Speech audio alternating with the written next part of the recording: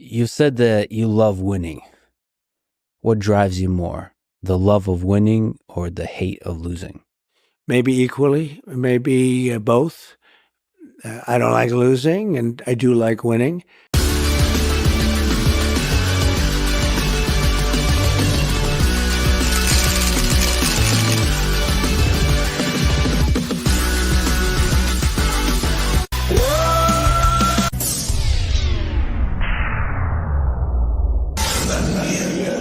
Say his name and he appears. This is a friendship that'll never ever end. Greetings and welcome to Winning 2024. How you doing? Hope everybody's doing well. Early start. We are sliding in sideways because this is starting right now. This is the town hall we're going to be watching. Sarah Huckabee Sanders has just taken the stage. So, Wolfram, thank you for dropping the links. Listen to the Wolf. Wipes his paws, Lopes in the house. I beat him to that one, but it's going to happen. There it is. All right, cool. And we are off and rolling. All right, so here we go. I'm gonna let that roll in the background as I talk and say thank you to each and every member. But we're here to let them in on a little help support the secret. channel.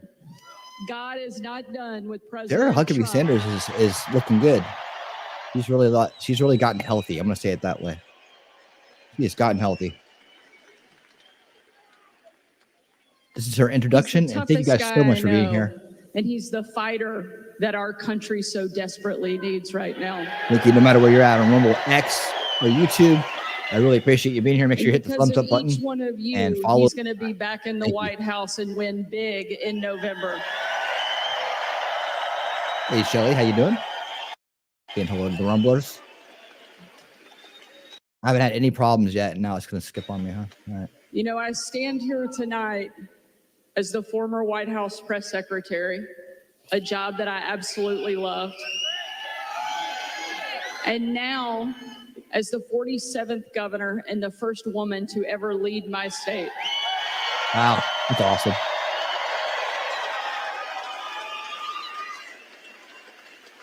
And while I'm incredibly proud of those things, the most important job I have, the greatest title I have, is that of being a mom.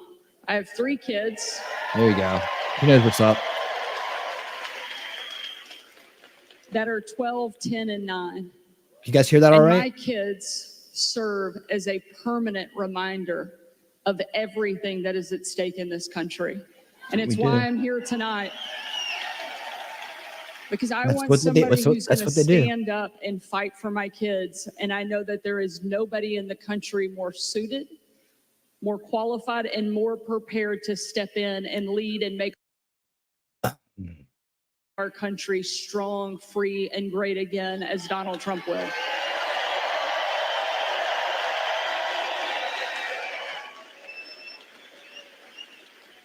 Not only do my kids serve as a permanent reminder of what's important, they also keep me humble. You can walk into a room like this where people cheer when you step onto the stage, and you might think for a second that you're kind of special. Then you go home and your kids remind you very quickly you're actually not that big of a deal. And ours are pretty good at it. My daughter Scarlett, who's 12 a couple years ago, was getting ready for her first ever father-daughter dance. Big deal at our house. Scarlett didn't just want to go to the dance. She wanted a big reveal. She wanted to come down the stairs and her Prince Charming, my husband, to be there and everything to be this magical, special thing. So I'm sitting at the top of the stairs, putting the finishing touches on Scarlett, making sure she's ready for the night of her life. And as I'm talking to her, I'm telling her how proud I am of her, how thankful I am that God chose us to be her parents, how beautiful she is on the inside and out.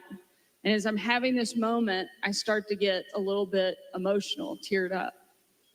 As my eyes fill with tears, my sweet daughter reaches up, pats my shoulder, and says, "It's okay, Mommy. One day you can be pretty too." So my kids keep me humble. Unfortunately, Kamala Harris doesn't have anything keeping her humble. Not at all. You would think after 4 years of straight failure, she would know a little humility. Unfortunately, she doesn't. You would think after 4 years of wide open borders, skyrocketed inflation, and an embarrassment on the national stage, she would be held accountable for the failures of this administration. But she thinks she can walk away and get out of it. But we're not going to let her.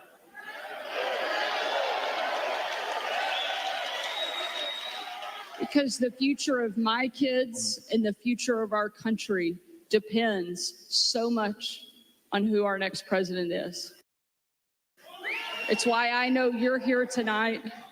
It's why it is so important that we show up in the biggest way possible and send a very clear message. We are finished with the failures of the Biden-Harris administration, and we... Oh, yeah. And how?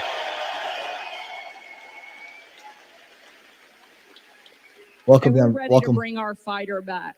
Ladies and gentlemen, here he comes. Please help me welcome the greatest president our country has ever seen, our friend, our fighter, you're gonna play proud to be an American, Trump. so I gotta turn it down. Yep.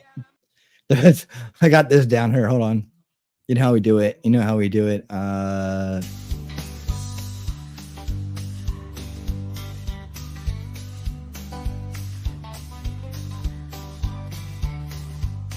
Yeah, we can't play that song, so we play this one.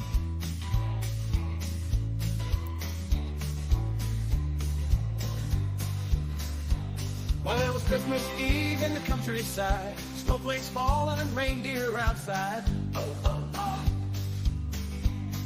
Yeah, it does. It's catchy. Hey, Lex, what's up, buddy? How you doing? Donald Trump is taking the stage to a very copyrighted song. So we're playing the hit single "Mama Dialed Herself."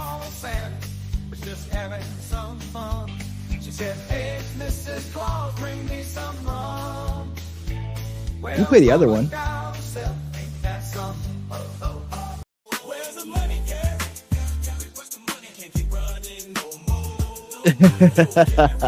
haven't tried this one yet.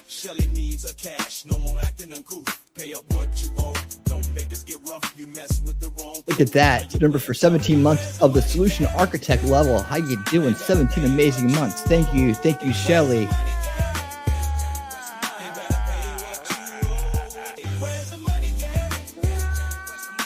That's not Trump's new song. It's copyrighted, so we have to play our own music here when he walks in. 17 amazing months. Thank you so much. President Trump taking the stage for a town hall with Governor Sarah Huckabee Sanders. On his way right now. There he is.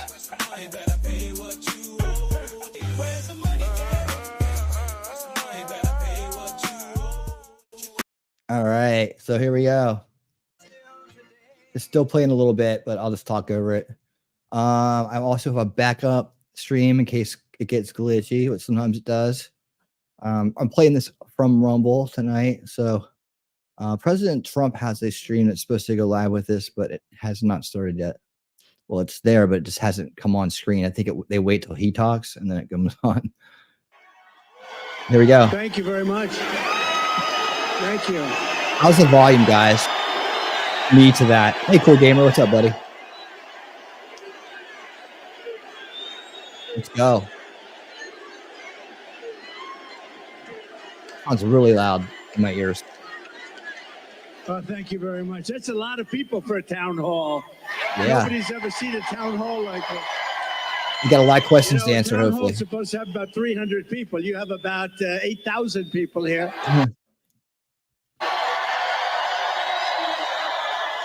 And equally as important, you have about 8,000 people that are not here. They're walking away. But I think we have television outside, right? So they're watching from outside. Would anybody like to change places with them? I love that one. I thought you were going to say that. I love that one. Thank you, everybody. Hello, Sarah. Mr. President, nobody's ever seen anything like it. Well, it's been a great experience. It's a dangerous business, however, being president. It's a little bit dangerous. It's, they think race car driving is dangerous. No, They think bull riding, that's pretty scary, right? Sorry. No. I got you. I got you. This is a dangerous business, so we have to keep it safe. Mr. President, I don't think there's a person, certainly in this room tonight, and probably anywhere in the country, that doesn't remember exactly where they were on July 13th, that Saturday, when a horrific thing happened, an attack not just on you, but what I see as an attack on our entire country. They have... That's right.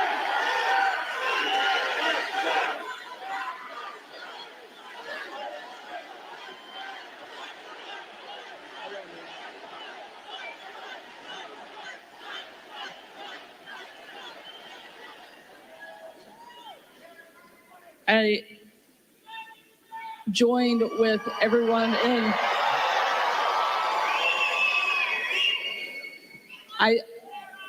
We know that you were tough. Ellie, thank We you for the saw it $20 every super chat. day We'll on play the campaign. We saw it thank when you you were after president. the town hall. But I don't think All super chats anybody will get one. was Thank you after the town hall. prepared Thank you so much for that. for what we saw that day. And now it's happened not once, but twice. You've literally taken a bullet for our country, and yet you keep fighting. You never give up. The reason that you're going to win in November is because America needs a fighter. And we've never needed a fighter more, and we've never had somebody more qualified to step in and lead our country than you. I'd love for you to tell us, why do you want to be president, and why do you continue fighting even after they keep attacking you every single day? So we ran, thank you, everybody. A lot of love in this room. I love you, you love me, and you love Sarah. A lot of... So we ran in 2016, and it was amazing. It was amazing, and we won. We then ran in 2020, and we did much better than 2016. People don't like to hear it, you know, oh, he's a conspiracy theorist, you know. We got millions and millions more votes. We did much better. It wasn't even a contest. I was telling one of the papers, they said, what was the difference? I said, well, the difference is we did much, much better the second time. But we had a lot of things happen. We know what those things are. So what difference? Because now in like 48 days or whatever it might be, we're going to do something that will be, I don't think it's going to shock the world, actually. I think the world is going to be maybe prepared already. In Europe, they want it to happen. Even though they would not prefer dealing with me in terms of the economics, they still want it to happen because the whole world is blowing up, and they know it's not going to blow up if I'm president here. But so we did great. And honestly, if I didn't do great, if we know what happened, and if that didn't happen, if I didn't do well, mention the value of the dollar I needs wouldn't to go even up. think about doing this. But we did phenomenally well, and bad things happened. We're not going to let it happen again. And now I'll tell you, so 2016, a lot of spirit. 2020, we had unbelievable spirit. And then we got let down because what happened should never be allowed to happen in this country again. But I have never seen the spirit like I've seen right now for this race. Never, ever.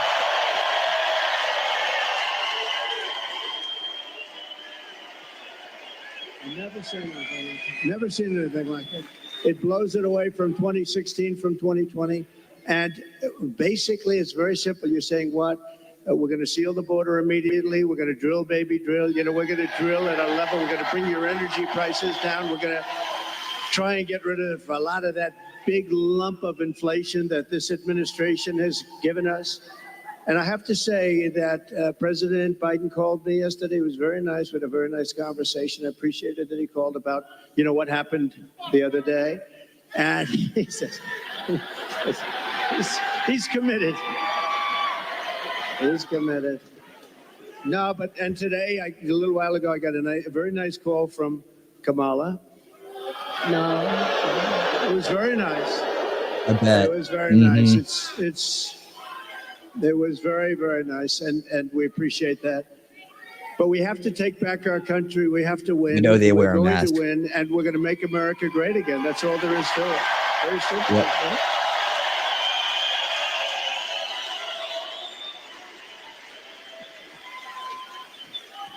I think it's safe to say that this crowd will all be voting for you.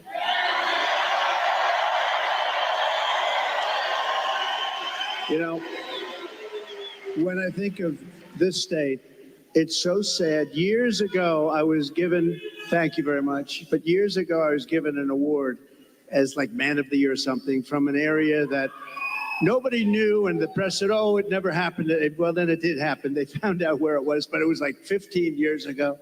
A beautiful area, but nobody remembered it. Nobody remembered it all. All of a sudden, like through a miracle, they found out it did exist, and it was there. And I had the speech, and the speech was, don't let them take your automobile industry away. They're taking your automobile industry away. And I don't know why you do it. Now, I wasn't a politician. I was an entrepreneur. I was a real estate developer, doing great, having a lot of fun, doing a much simpler life than this. Who would think that a developer's life is simple, but it's a lot simpler than this. But I said, don't let them do that, because here I am in Michigan, and I was getting an award, and I'm making a speech. I'm saying, what am I going to say? But I just watched common sense. I saw them leaving for Mexico, leaving for China. Do you know that right now, and they weren't building them with me, they weren't building anything in Mexico having to do with cars with me, because I said, if you build it, we're going to put a 200%, you're not going to sell one car into this country. But right now, they're building some of the largest auto plants anywhere in the world ever built. I have a friend that does that for a living, very good at it. He's the best, I think. And he's actually a contributor, a supporter, but he builds the plants. And I say, you know, I'd like to go see a plant, a really great auto plant. You know, it's amazing technology, amazing what they do, really incredible, the amount of automobiles they can produce and the size of these things. I'd like to see a real modern plant. And he's the one that does them. And I said, so where would we go? I was hoping he'd say Detroit or someplace up here. But anywhere in this country, I'll take anywhere in this country, right? So will you, my greatest guy right over here. Stand up, will you, please? He's such a great guy.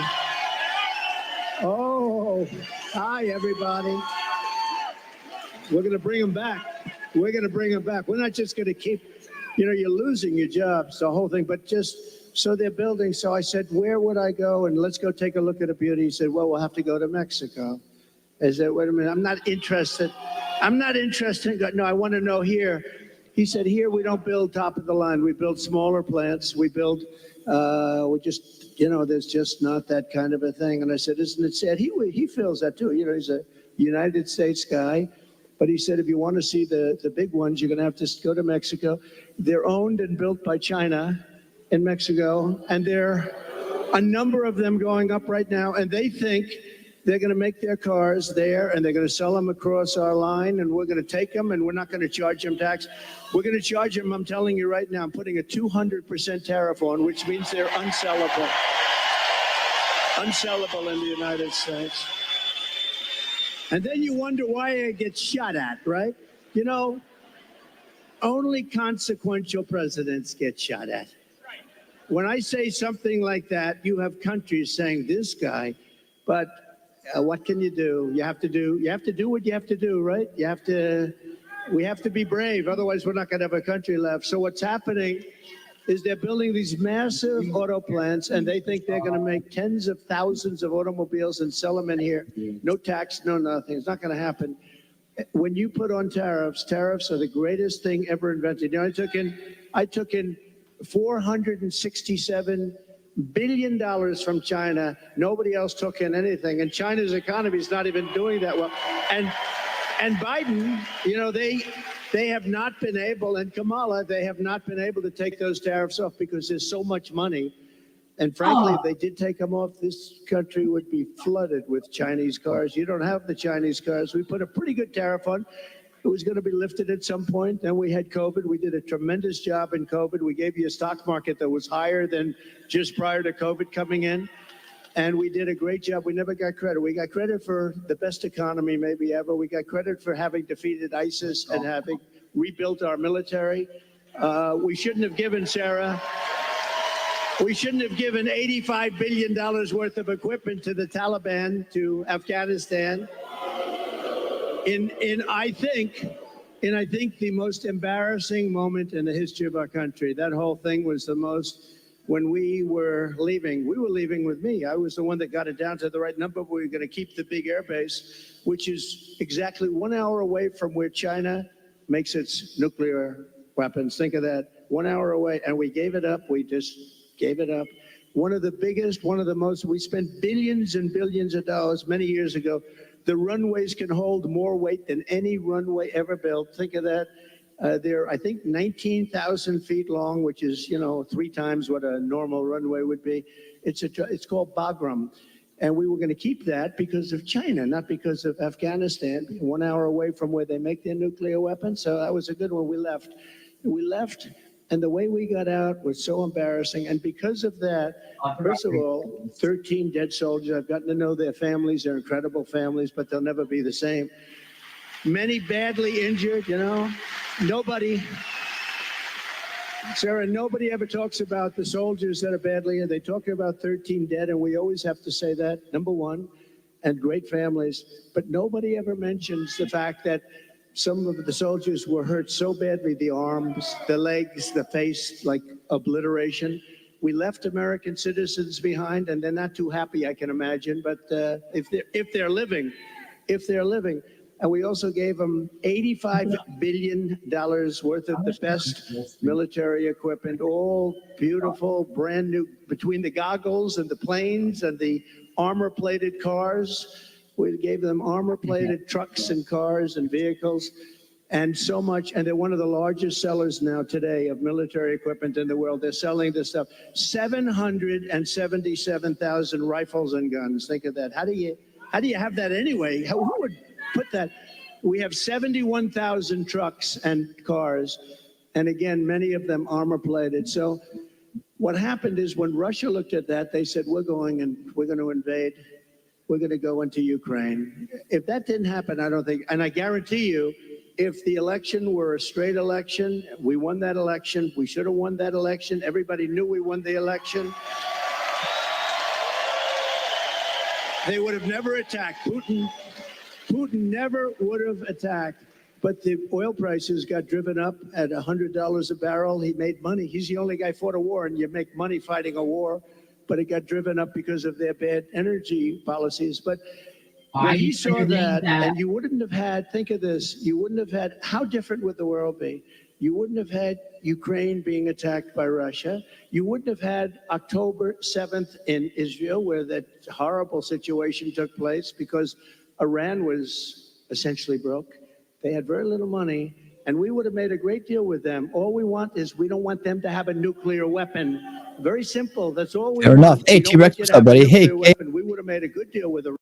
They would have been happy, and I think they're going to end There you go. Why is it suddenly up being very unhappy, but it's very dangerous. It's very close to a nuclear weapon. And the other thing, you wouldn't have had inflation. You wouldn't have had inflation because inflation was driven up by their bad energy policy. And you remember your gasoline started going up to $5 and $6 a gallon. And then what happened is they said, oh, we're going to get killed. We have an election. We're going to get killed. And they went back to my policy. So they went back to the same. What they don't, and they say, we produce the same amount as Trump. Well, they went right back to my policy, or you would have been buying, you would have had $25 a gallon gasoline. So they went back. What they don't say is, though, I would have been producing 4 times as much. And I took us from third into first place by a lot. But we have more liquid gold under our feet than any other country in the world, including Saudi Arabia, including Russia. And we would have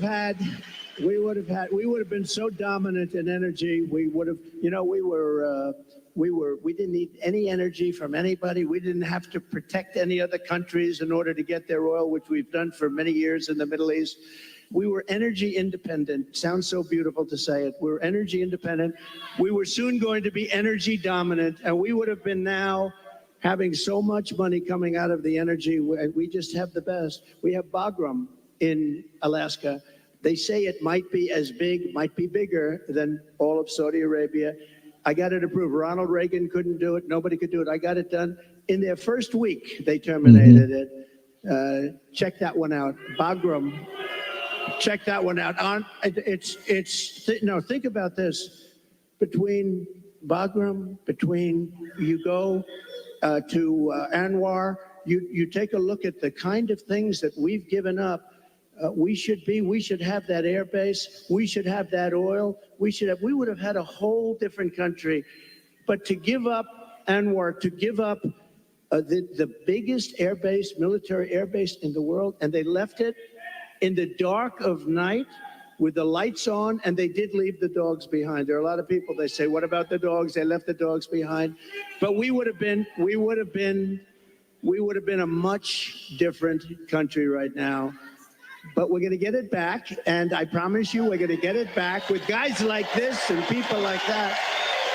And, Sarah, just one thing, because this is the world's longest answer to an otherwise simple question, but the difference is I give an answer that's productive as opposed to an answer that is not very productive, right? Like in the debate.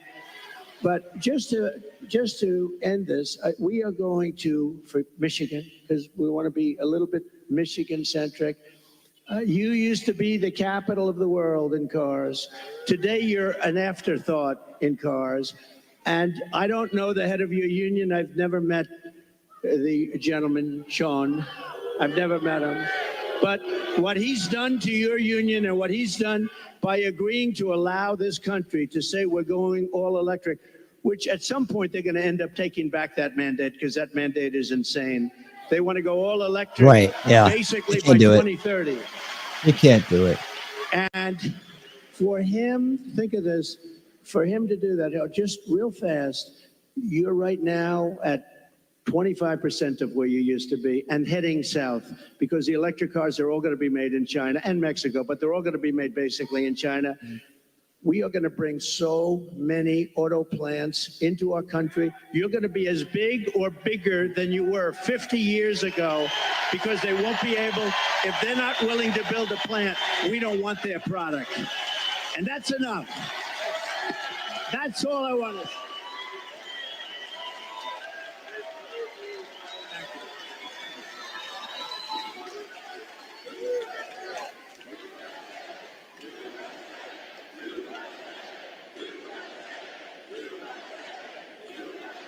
And it'll happen fast.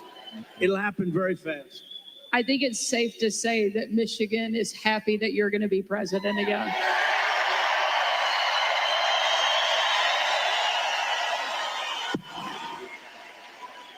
And Mr. President, we don't mind that you give long answers because you actually have something to say, because you actually got something done when you were president. You know, it's very interesting because she said, I don't think I've ever said this before. So we do these rallies, they're massive rallies. Everybody stays till the end, by the way, you know? Yeah, right. She said that. Well, your rallies, people leave. Honestly, nobody does. And if I saw them leaving, I'd say, and ladies and gentlemen, make America great again, and I'd get the hell out, okay? Because I don't want people leaving. But I do have to say, so I give these long, sometimes very complex sentences and paragraphs, but they all come together. I do it a lot. I do it with Raising Cane, that story. I do it with the story on the catapults on the aircraft carriers. I do it with a lot of different stories. When I mention Dr. Hannibal Lecter, I'm using that as an example of people that are coming in from Silence of the Lambs. I use it. They say, it's terrible. So they say, so I'll give this long, complex area. For instance, that I talked about a lot of different territory. The bottom line is, I said, the most important thing. We're going to bring more plants into your state and this country to make automobiles. We're going to be bigger than before. But the fake news, there's a lot of them back there. You know, for a town hall, there's a lot of people. But the fake news likes to say, oh, he was rambling. No, that's not rambling. That's genius. When you can connect the dots. You gotta now, Sarah, if you couldn't connect the dots, you got a problem. But every dot was connected and many stories were told in that little paragraph. But there is something, but they say that. The other thing I say is this. We had 107,000 people show up in New Jersey. We had 68,000 people show up in Alabama. We had 79 or 81,000 in South Carolina. And they'd never said I'm a great speaker. How you doing? And I said, am I a great speaker? They say, oh no, he rambles.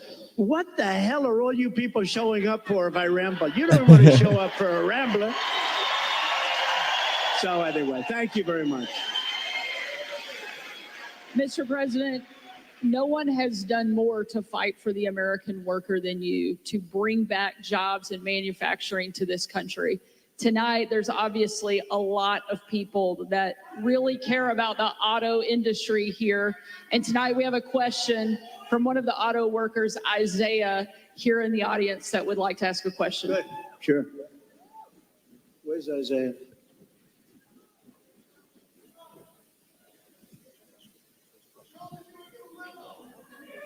Thank you.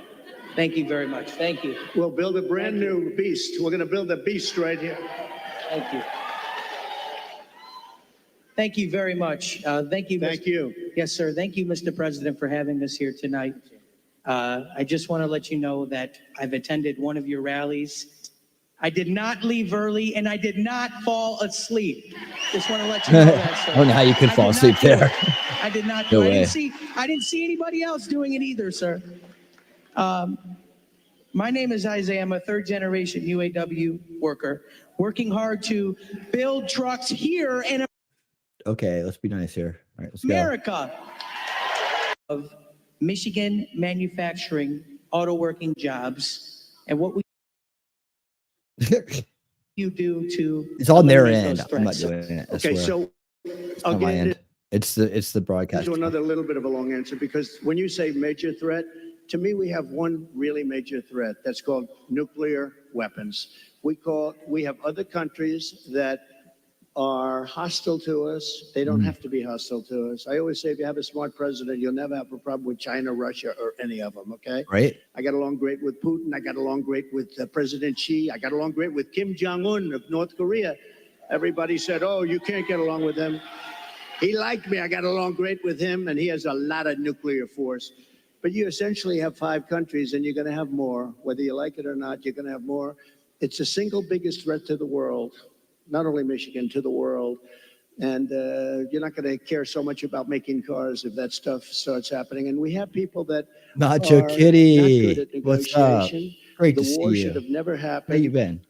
President Biden, I want to be nice. Yeah, he was so nice to me yesterday, but you know, in one way, I sort of wish the call wasn't made, because I do feel he's so nice. I'm so sorry about what happened and all that, but I have to lay it out. We have very important, and the same with Kamala today. She could not have been nicer. But the fact is, we have to have people that are respected All right. by awesome. the opponent, by the other side, by And we'll other skip you there. countries that have this. Even Pakistan has nuclear. We have countries. India has a lot of nuclear force. We have countries that have tremendous nuclear power. And when I hear these people talking about global warming, that's the global warming you have to worry about. Not that the ocean's going to rise in 400 years, 1/8 of an inch, and you'll have more seafront property, right, if that happens. I said, is that good or bad? I said, isn't that a good thing? If I have a little property on the ocean, I have a little bit more property. I have a little bit more ocean. But the fact is that it's a tremendous problem. And we are closer to World War III today than we've ever been. And the difference is, and I say this a lot, this isn't army tanks going back and forth and shooting at each other. This is obliteration. The power of these weapons, and I'm the one that revived it, and I hated to do it. But, you know, we had stuff that was 48 years old. They didn't even know if it worked.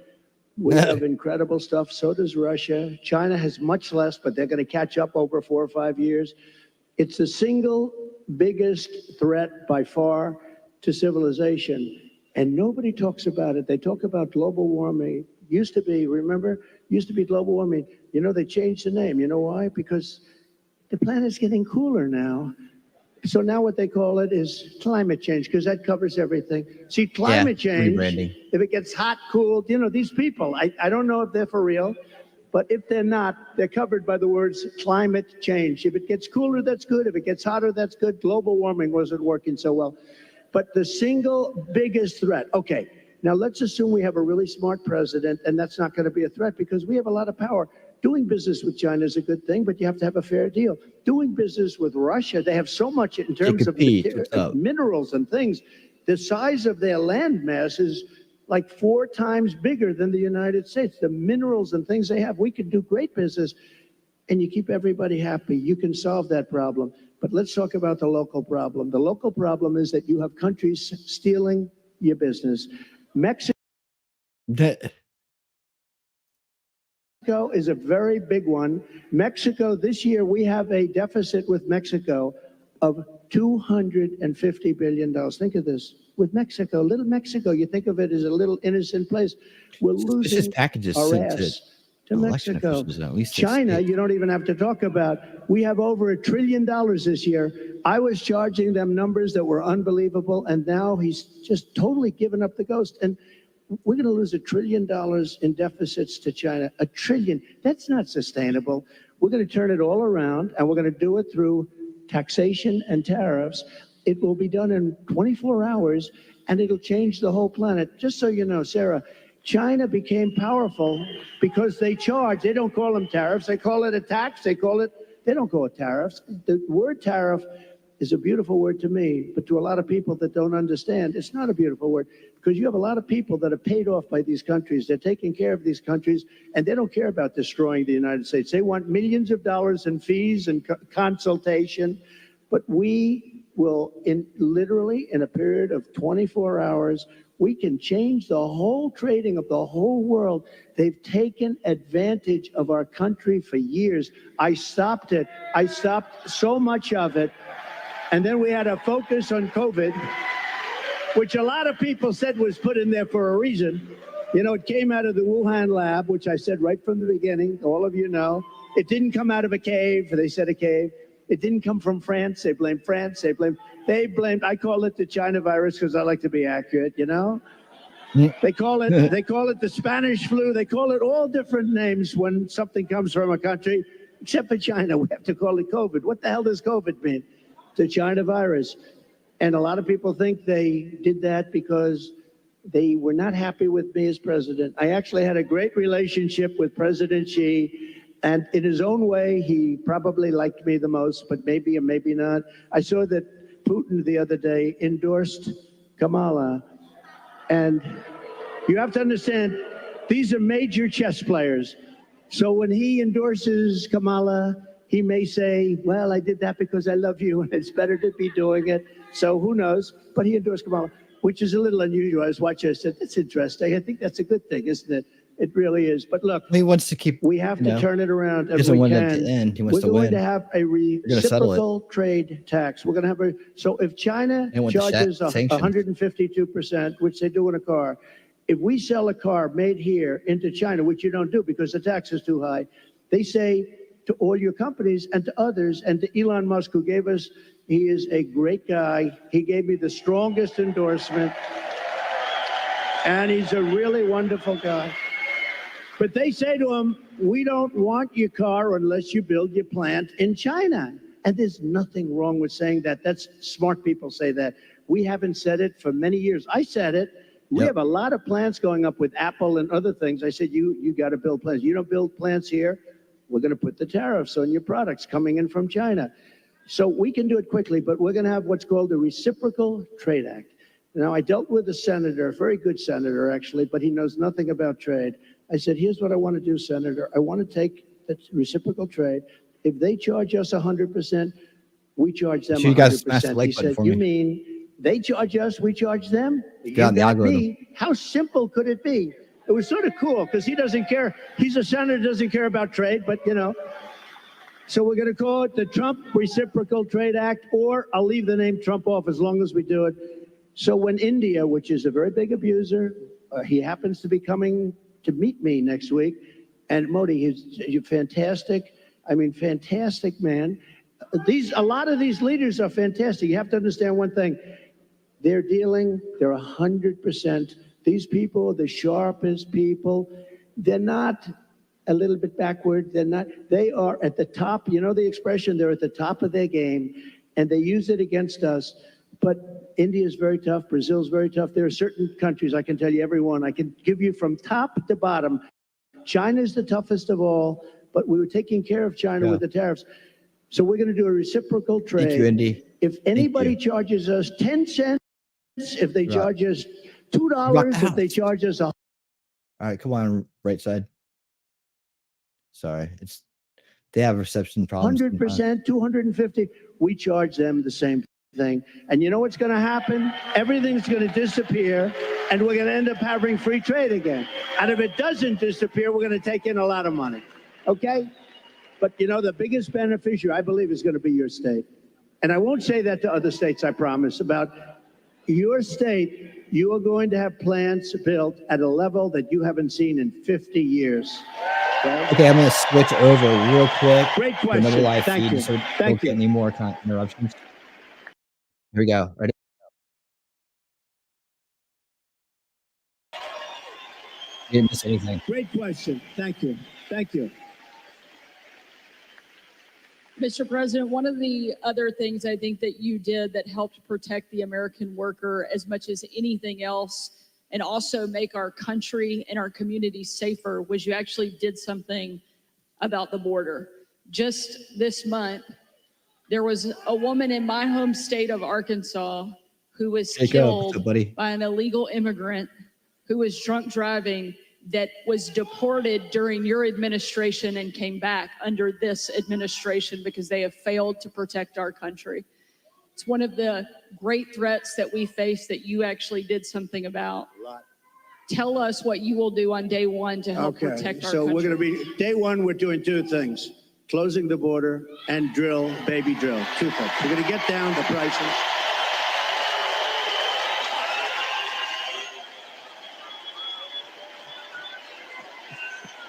Thank you.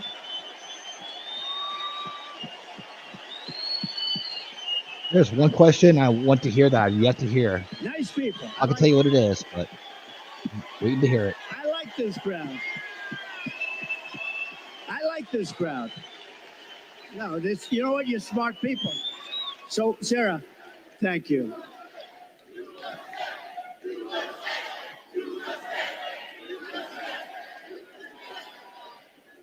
So, over the last couple of years, I've been talking about the border. I got elected in 2016 because of the border, but that border was peanuts compared to what this border is. That border was like a safe border compared. And I did it. I did a great job. And it also includes drugs, came to much lower. Look, unless you have the death penalty for drug dealers, you'll never get rid of the drug problem. Put that through your head, okay? Put that through your head. And I don't know if our country's ready for it. When I was with President Xi, and again, until COVID, I had a great relationship. Once that happened, I really didn't want a relationship because $60 trillion, millions of dead people all over the world. I was not exactly thrilled with him. But before that, I had a great relationship. And I said, do you have a drug problem? No, we have no drug problem. Oh, how come? Death penalty, immediate. I said, what does that mean, immediate? Immediate, we have what's called a quick trial. You know what a quick trial is? Like in one day, the trial is over. Over here, it'll be 25 years. They'll get some nice liberal lawyer and they'll have it tied up for 25 years. The guy dies of old age. So, but they have a death penalty. In Singapore, they have a death penalty. In a lot of countries, they have a death penalty. You sell drugs because the average drug dealer kills during his or her life 500 people. The average one. The big ones, much more. But when you hear that, when people start to hear that, and I set up blue ribbon committees, I put, nice people, dilettantes from New York and from Los Angeles, people that know nothing about drugs, and they're dealing with very smart people. These dealers are smart as hell, they're tough as hell, and they make a fortune. They make a fortune. And if you don't have the death penalty for drug dealers, you're just wasting your time. Now we can keep it down and we can do better than we're doing now, and a lot better than we're doing now, because what's happening now is out of control. But we had the lowest human trafficking, mostly in women, I hate to say, mostly in women, but we had the lowest human trafficking in 32 years. You know my favorite chart, the chart I put down, when I look to the right, that'll be my all-time favorite chart in history. That was basically a chart showing what a good job I did on immigration. But even if it showed I did a bad job on immigration, it will be my all-time favorite chart because I wouldn't be here right now if I didn't look over. Let me see that chart. That was not good. My all-time favorite chart, blue, yellow, red. It was beautiful. Oh, there it is. There it is. There, that was good. These guys are very good back. I didn't expect. That's the good. You know, the interesting thing, it's always on my left. When it's at rallies, it's always on my list. I only do it about 15, maybe 20% of the time, so I don't do it much. And it's always at the end of a speech. But it's always here. For some reason, they dropped it here. It was at the beginning of the speech, the very beginning couple of sentences. And I turned like a deer bolting, I guess, right? They say good hunters say this. Every once in a while, a deer will bolt prior to the shot. And I don't know, I guess mine was a form of, but I turned around to look at it. It was right here behind me, actually. And my head was at a perfect angle. It got me. But if you got to be hit, that's the best place. Although it's blood. The doctor, I said, how come so much blood? He said, the ear bleeds more than anything. I said, I'll take it. I'll take it. But it was an amazing thing. And I have to say, because I have to, while we're on the subject, because people do like to talk about it. A few days ago, we had an incident. I have to say, Secret Service did a hell of a job. They really did. They caught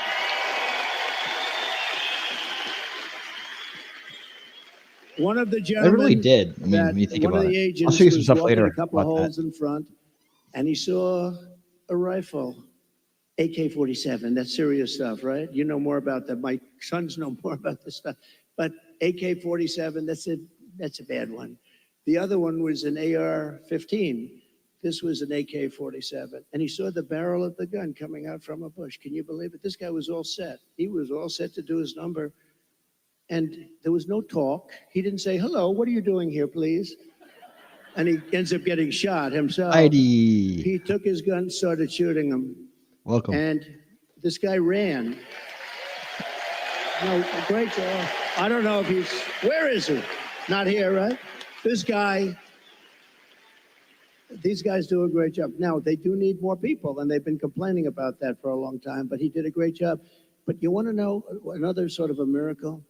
So the guy is now running for his life, and he's got a car a block away or whatever. And a woman, it's a woman, not a man, a woman, see? Women are smarter than men. See? I hate to say. How does that sound? It sounds The very great First sexy. Lady is sir. very happy now.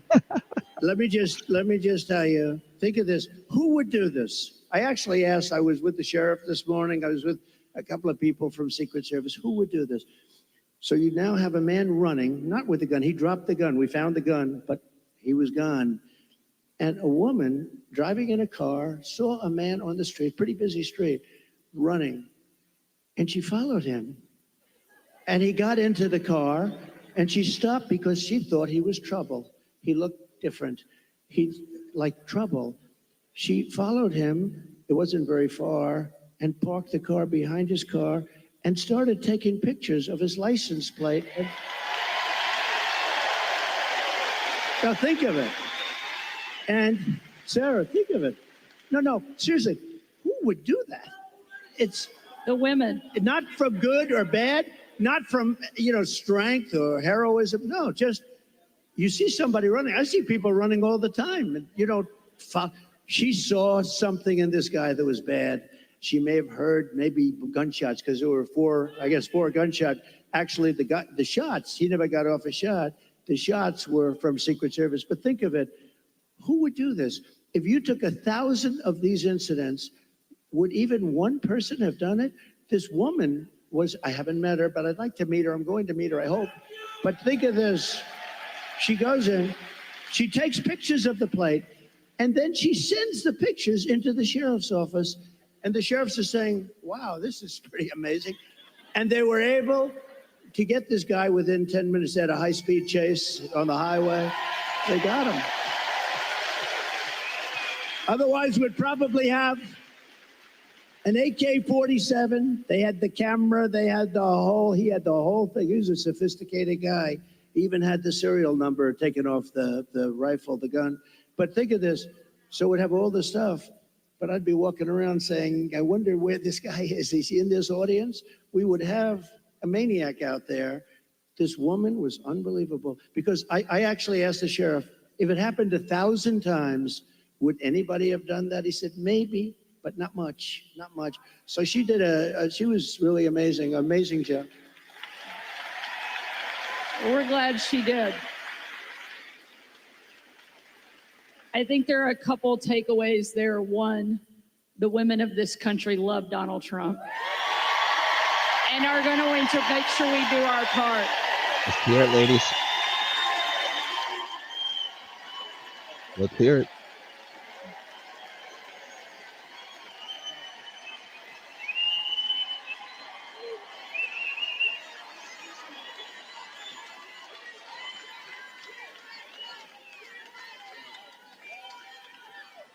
And I think one of the other things that we all know in this room certainly is that God is not finished with you and he has big plans.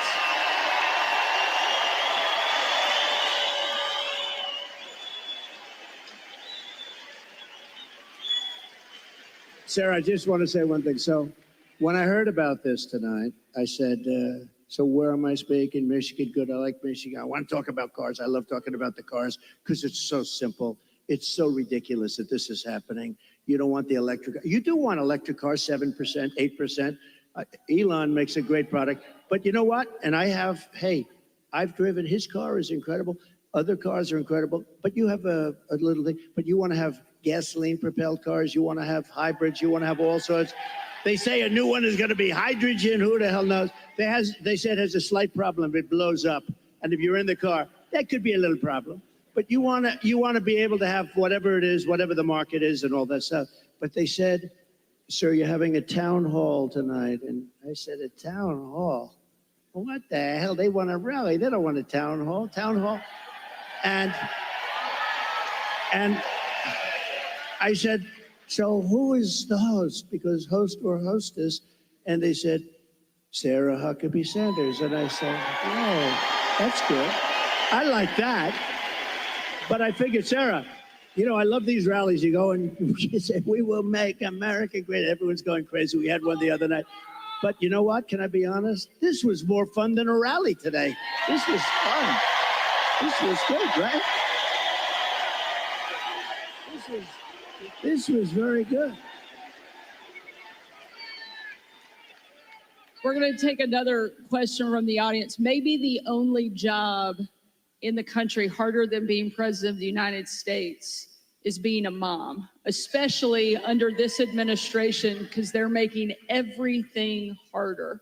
And tonight we have a mom here in the audience, Barbara, that's behind us, that has a question for you. Hi, Barbara. Hello back there.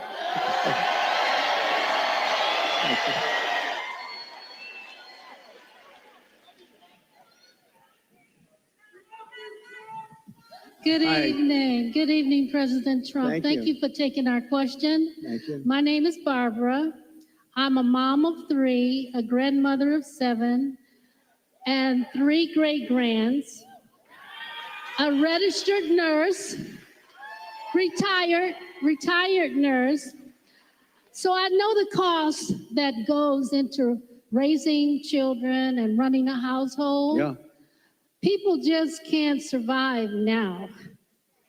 How are you going to bring down the cost of food and groceries? Good. Very good. Thank you.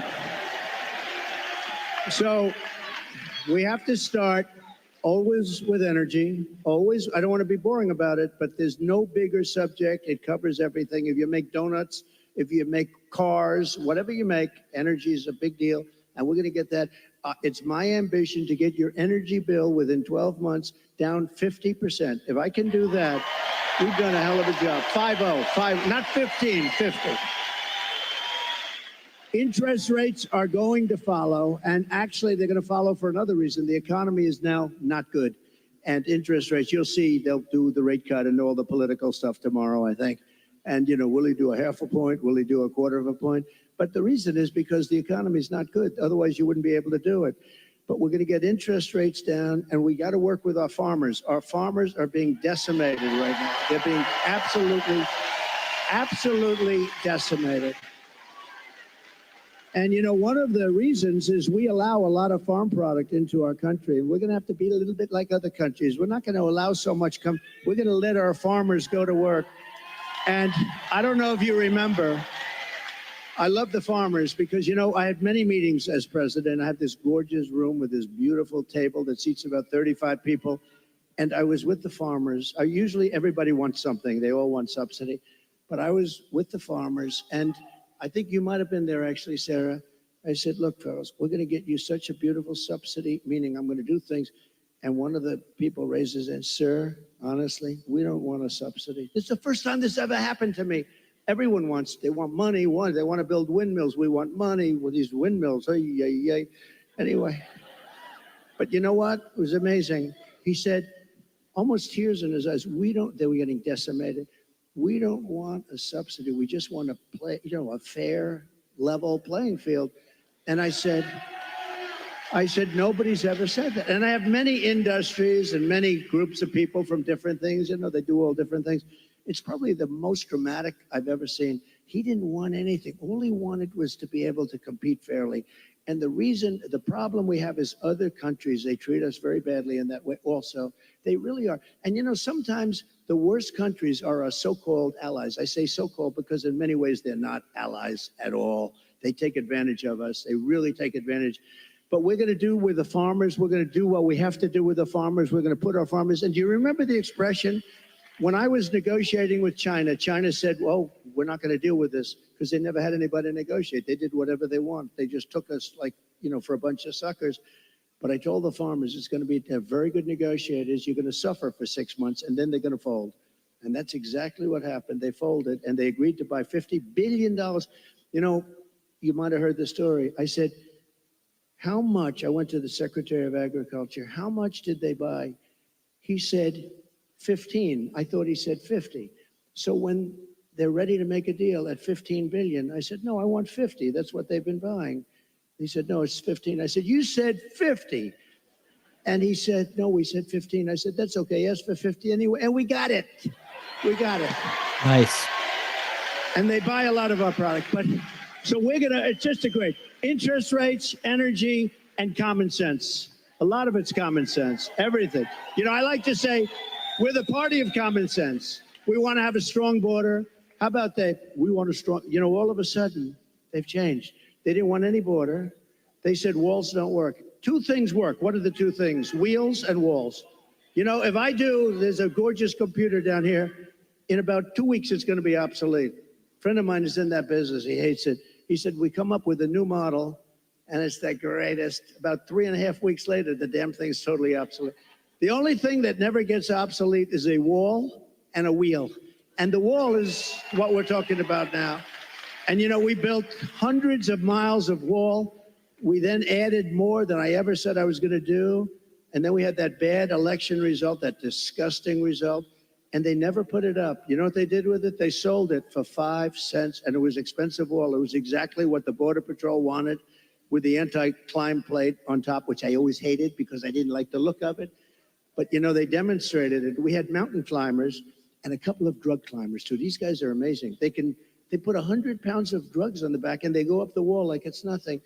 But they couldn't get over the plate. So all of a sudden, I said, okay, I'll put the plate on. I didn't like it. I liked it better without the plate, but it didn't work quite as well. So this is what we did. We had it. We had the best. We had a thing called Remain in Mexico. You don't have to be a genius to know Remain in Mexico is a very good thing. And you think that was easy to get. I think Tijuana, Mexico was probably the fastest growing city in the history of the world. Okay, they had hundreds of thousands. They couldn't come in. When they got in, they let everybody pour into our country.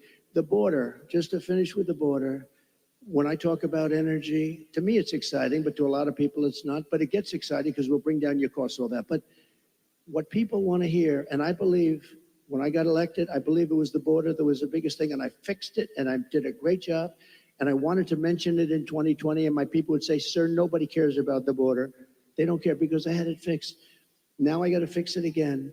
I believe the border is of the greatest interest. When you look at what's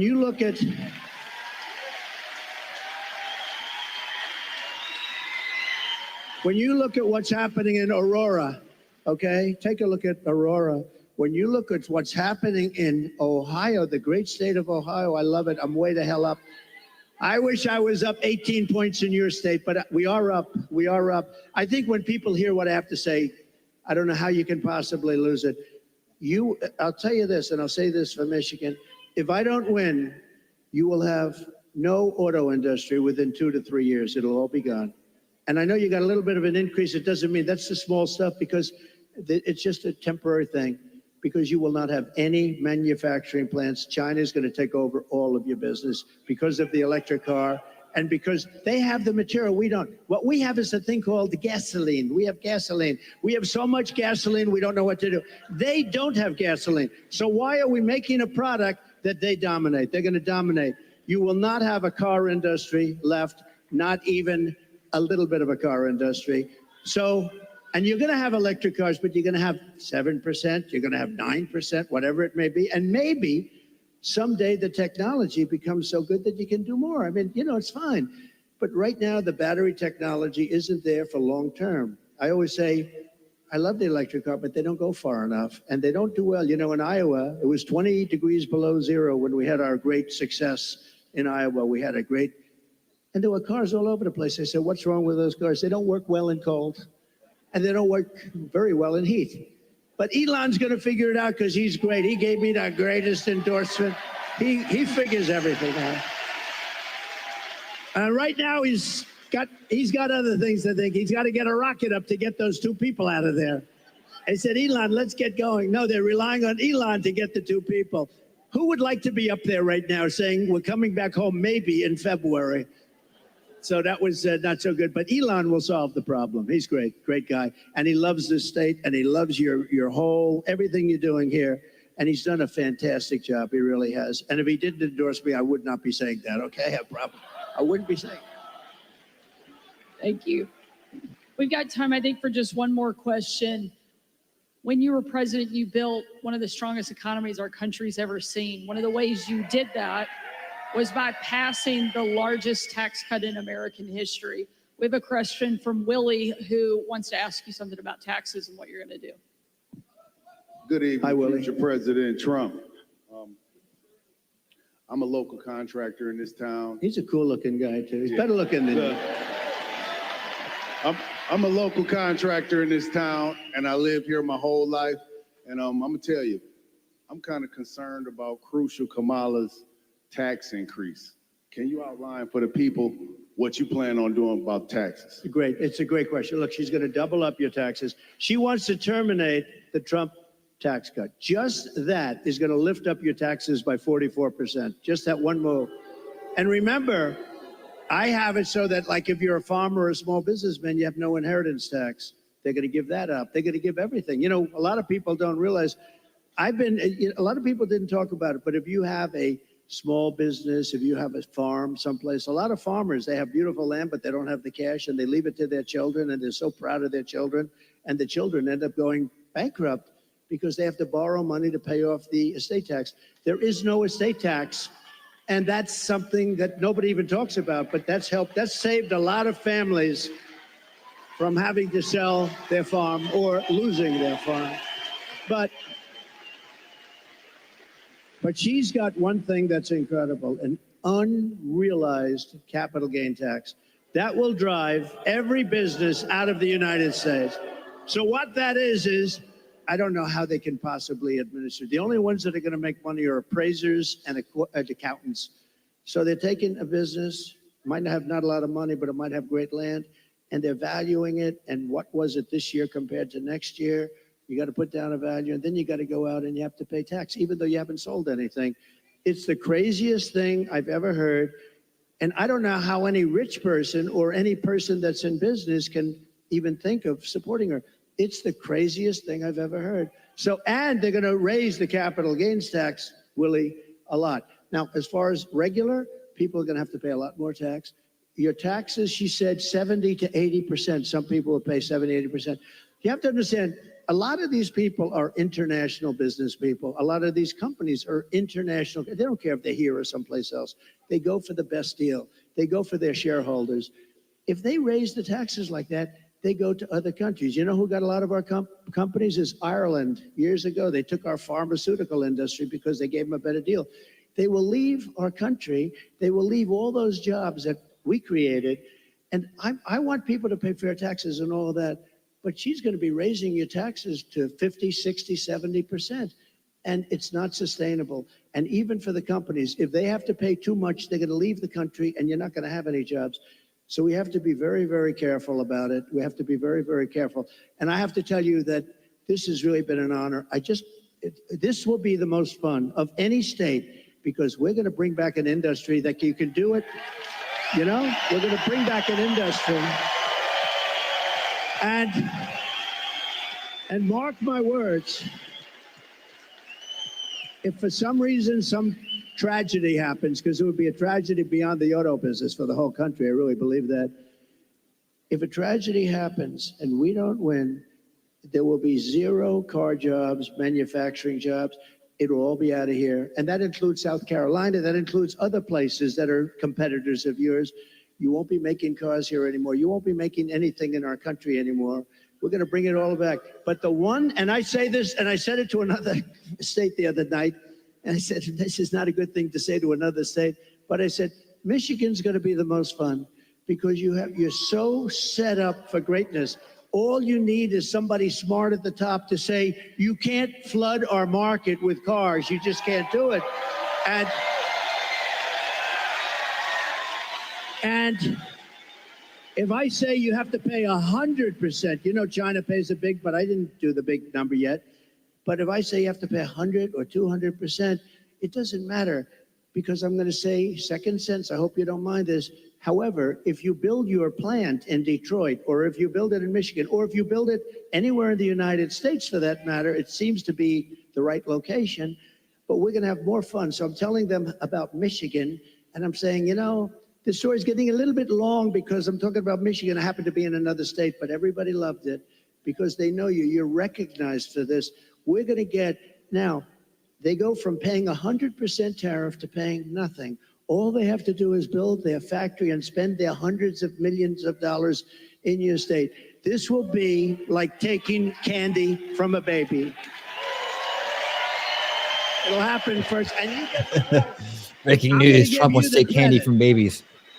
Mainstream media. Well, I don't think there's any question that America was better off under Donald Trump. And we know that it's going to be even better the second time around.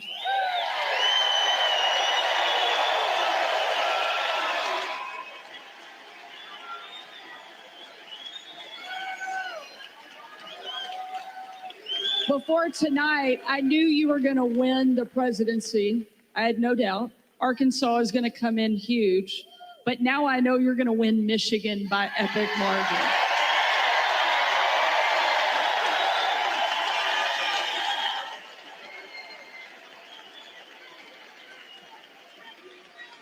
Ladies and gentlemen, we need you to show up. We need you to vote because the future of my kids, your kids, our grandkids depends on whether or not Donald Trump goes back into the White House. And I know you're not going to let us down.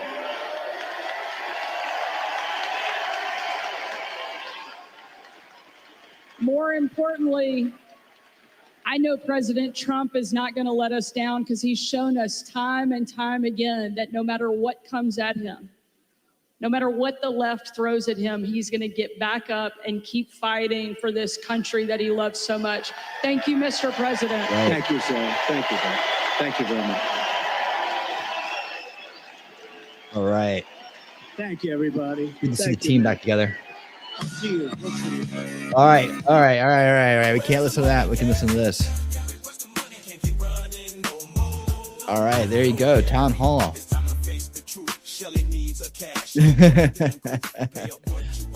All right. I like the town halls, man. They're a lot of fun. Stick around because we got a lot of stuff coming up here. We're going to go into our election 2024 coverage, which includes the rig watch. We're going to see if anybody's trying to rig it somewhere in the United States. We're also going to go over the second shooting attempt, latest details, updates on that. We're going to take a nice aerial look at the where the guy was hiding out and talk about all the news in that today. What else do I have for us on that? Let's see. I got suspicious packages sent to election officials in at least five or more states. I heard 6. Some developments about Aurora, California. And DeSantis making a strong move. We're going to talk about that. We're going to talk about what's going on in New York City. Park destroyed. And let's see what else we got. More about the crisis going on in that city. And let's see, I had some more stuff here too. We're also going to talk about, the press secretary who storms off today. That was pretty good. So yeah, that much more and anything from the crowd. We're going to circle back to a quick report about about Springfield, Ohio, concerning those bomb threats. We're going to talk about that. So we got all kinds of stuff coming up here. So hang tight, and we're going to get it going. All right, they're off, and we're on. How's it going out there, guys? Thanks so much for being here this evening. Thanks for getting right key the music. That's what it was. Thanks for being here this evening, and I'm going to be getting this playlist in order here as we chit chat here. We're going to go over this stuff right away. Let me see. Okay, it's on stage. Good. All right, where do we want to start today? We can go manual. Let's start here. We'll start with some breaking news, then we'll get into the we'll get into some of the other stuff about the guy here. We'll go do that. All right. Yeah, let's pull this one up here. All right, guys, how you doing this evening? We had to jump in and get going and get a chance to really say hi to a lot of folks. Heidi, how you doing? Andy, how's it going? Nacho Kitty, so great to see you. I love it when you come by. Nacho Kitty's channel OG from way back in the day. From some of I think my very first stream and the very early streams. Always a pleasure when Nacho Kitty is in the house. All right, so yeah, that's it. Cool. Let's hold this one up here. I'm just getting my playlist set here. It takes me a minute because every time I get too close to the bottom of the screen, it starts scrolling. All right. All right. Let's start with this breaking news here.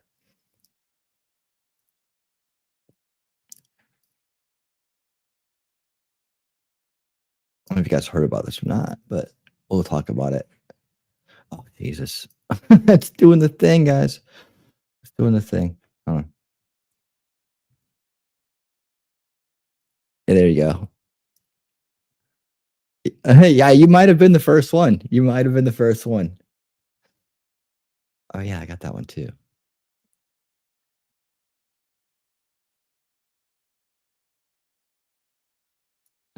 Well, that's great. I just organized the whole playlist and then it went and did something else.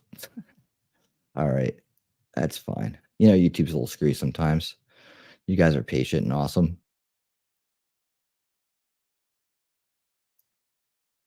I'm right there. Move this one up. Just give me one more second. I'll get it. All right. So this will be fine. And then I'll just jump from there. Organize as you go. Here we go.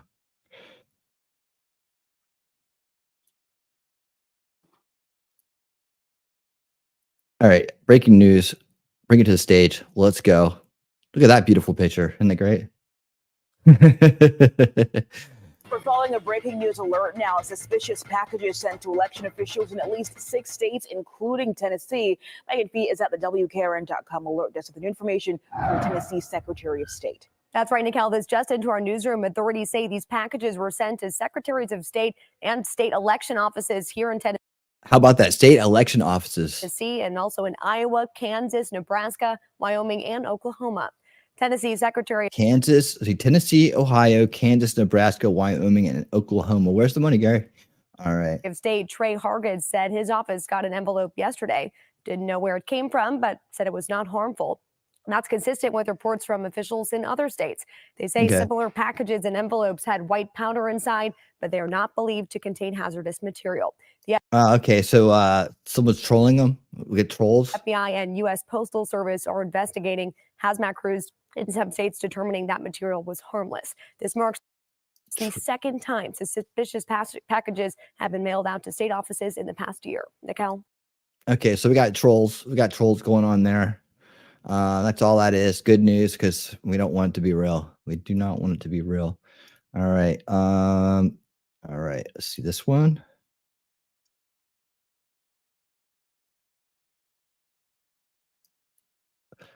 Tatum, let's talk. Thank you, Corinne. It's been only 2 days since somebody allegedly tried to kill Donald Trump again. And you're here at the podium in the White House briefing room calling him a threat. How many more assassination attempts on Donald Trump until the president and the vice president and you pick a different word to describe Trump other than threat? Yes. All right, thanks, everybody. See you tomorrow. Right? Just whoop these people over the head. And the one discount code will pop up here. Y'all already know what to do. Let's get into this. Ladies, gentlemen, and lay ties. I love when I see conservatives just whoop these people over the head. And the one reason that they get to whoop them all the time is because conservatives on the right side of history, on the right side of politics, on the right side of issues, they have facts and reality on their side. And Democrats are just pushing a freaking cloud of a mist of foolishness, smoke and mirrors. If it wasn't for double standards, the Democrats wouldn't have a standard. That's right. And I want y'all to see this whoop down or beat down, mind you, or for lack of better terms, or whatever you want to say. Man, my words ain't coming out today. 400,000 videos in today, my first day, my words are getting scrambled. But anyway, I want y'all to see Peter Doocy kind of whoop over the head because the rhetoric is a thing. We just saw Hillary riding Ed Clinton come out on television and say that Donald Trump is dangerous to America and dangerous to the world. I don't understand why it's so difficult for the press to have a consistent narrative about how dangerous Trump is. The late, great journalist Harry Evans, one time said that, journalists should, really try to achieve objectivity. And by that, he said, I mean, they should cover the object. Well, the object in this case is Donald Trump, his demagoguery, his danger to our country and the world, and stick with it. And then now you got Jean-Pierre Mophead saying the same thing. Oh, a my few days after he almost get assassinated. I'm trying not to yell today. Roll the clip. Thank you, Corinne. It's been only 2 days since somebody allegedly tried to kill Donald Trump again. And you're here at the podium in the White House briefing room calling him a threat. How many more assassination attempts on Donald Trump until the president and the vice president and you pick a different word to describe Trump other than threat?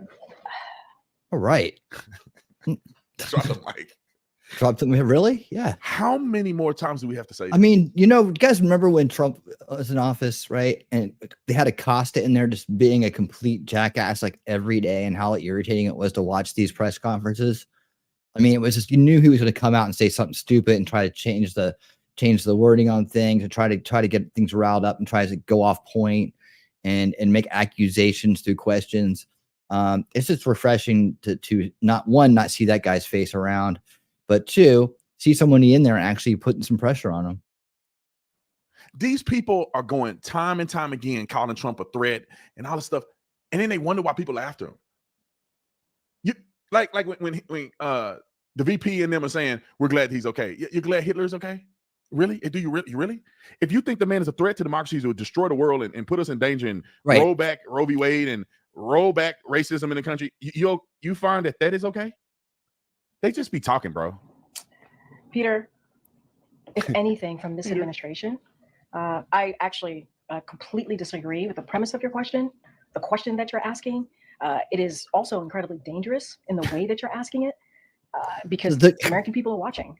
And to say that from an administration who has consistently condemned political violence, Oh my God. She's saying this with a straight face. I mean, condemned it. They call it peaceful protesting, right? They're political violence. That's what they call it.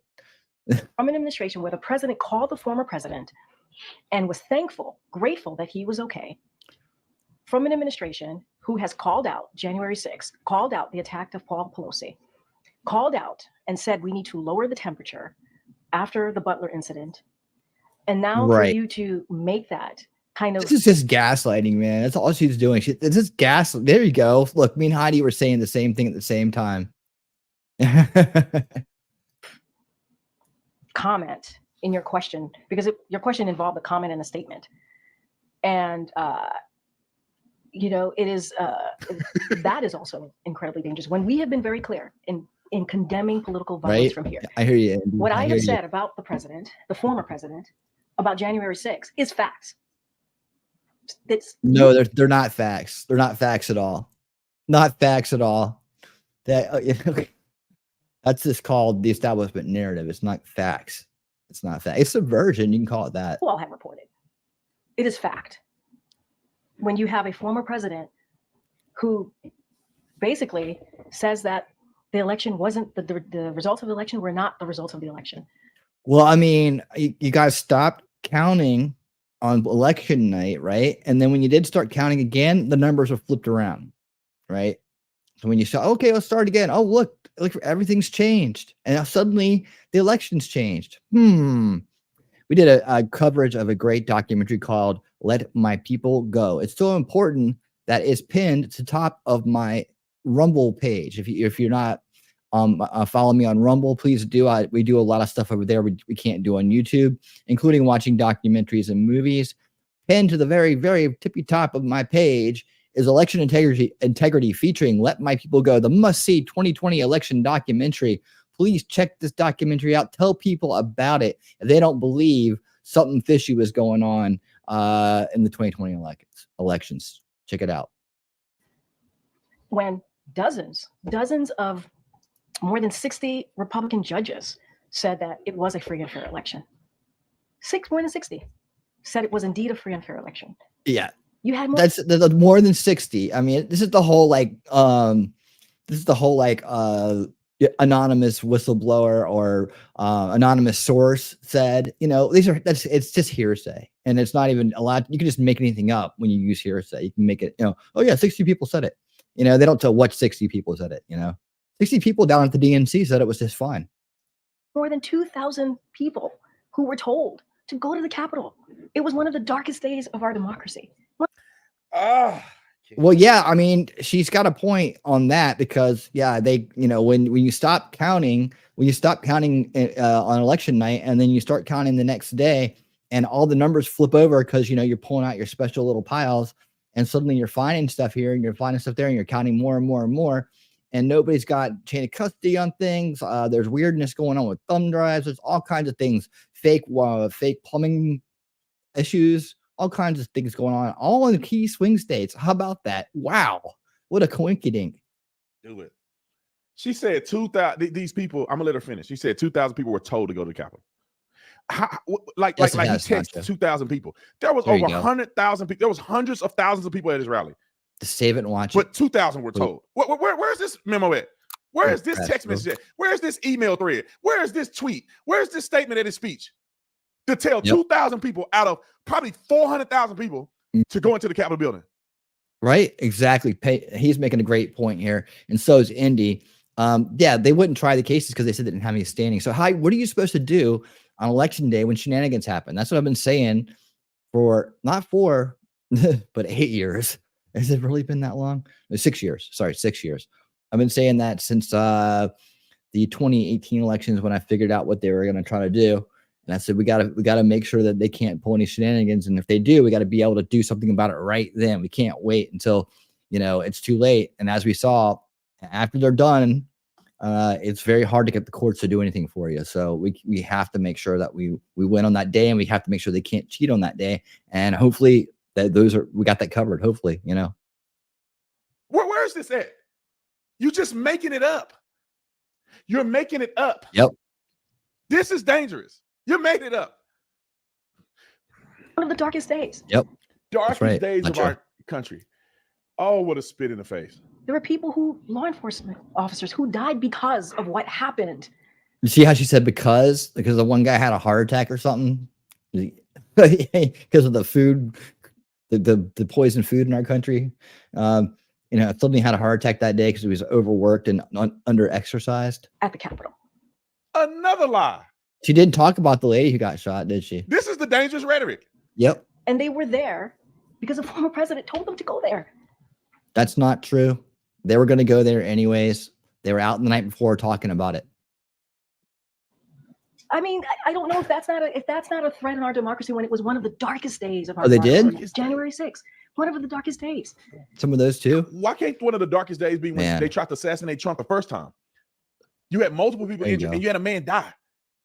They forget Trump. They missed. He turned his head and they hit his eardrum, but the man was killed in an attempted assassination attempt. Yep. That's not one of the darkest days. The loss of life was equivalent on those 2 days. Ashley Babbitt lost her life, and that guy the gentleman lost his life at the Trump rally. Those are equally the darkest days in our country. But they want to make it the January was the darkest day. They protested and was in the Capitol building for like 2 hours. And they finished the vote, and Donald Trump is not the president no more. And it was the end of the story, the same day. Same day. They act like they took over the Capitol for a week, and people were dying and killing people. Right. They act like it was Kenosha. And so the we Kenosha have was been very peaceful. clear from here. Now, we can have a disagreement on policies. We can on issues. That is what we should do. It is important to have those disagreements. It is welcome to have those disagreements on the economy, on healthcare. This is the hypocrisy. On foreign policy. But when you start bringing political rhetoric, Not anymore, Wolfram. that is not okay. And that's what you've heard from That us doesn't too. work You've for heard their of differences narrative. on policies. But to your point, there are people watching at home who might miss the part where you say, let's lower the temperature. And there are mentally unstable people who are attempting to kill political candidates, attempting to kill Donald Trump. And they are still hearing this White House refer to him as a threat. Is there no concern that people are taking that literally? We're using examples. We're not just saying that just to say it. So you're saying it. So you're saying it. Is that you're showing examples that he's a threat. And so therefore it's okay to say he's a threat, but we want to lower the temperature. You're giving examples that he's a threat, which is all made up. And then you're saying that he's a threat. And then people are taking you literally because you claim you're giving examples and you're saying he's a threat and they believe he's a threat. So they're trying to take out the threat. And you have no responsibility. January 6th, Peter. January 6th. It keeps going back to that January horse. Beat 6th. it. Beat that dead horse. Beat it. How many times do we have this? January 6th, 2021. That was a big deal to you, not everybody else, because you guys spun it into something that it wasn't. And by the way, there was 200 feds in the crowd. They had basically a pre-planned stand down by not accepting the extra National Guard that President Trump recommended and was offering to them. And then they just let them in. They let them in, right? It was all staged. They had cameras ready. They had all the drama was there, and everything is still, like Tatum said, everything still went through the way they wanted it to. Said the date 4 times. Yep. That is a fact. What was reported that happened on that day by some of your colleagues. I mean, and we have at the same time denounced political violence over and over, political rhetoric over and over again. But she does it right. Oh my God, she just. I mean, this is how evil works. This is how evil works. Lies and deceptions. Over and over again. But I know your focus has to be smile on on your their side of the face. house. It can't be on your side of the house. I get that. But we also have to be careful on how you're asking me these questions. People are watching, and is what you are We saying are watching. He's nailing it. about us You're not. raising political violent rhetoric, however you just formulated it, this is an administration that has denounced and condemned any type of political rhetoric or violence. It is the reason why this president decided to run in Does anybody remember the Dark Brandon speech? It's been a while, but you guys remember that? Mega extremists, radical ultra mega extremists. Yeah, that one. Remember that one with the red lights and all that stuff? 2020. That is why the president decided to come back. He believed that it is important to save the soul of America, of our nation. And he believed it was important that we continue to fight for our democracy, fight for our freedom. That's what you see from this administration. I'm moving on. Go ahead, Ed. So she later just walked off the stage when she was finished with her stuff. But let me just say this. The gaslighting, I hope America can like weed through this stuff. This woman, they're continuing to say it's dangerous. And they continue to talk about January 6th. That happened a long time ago.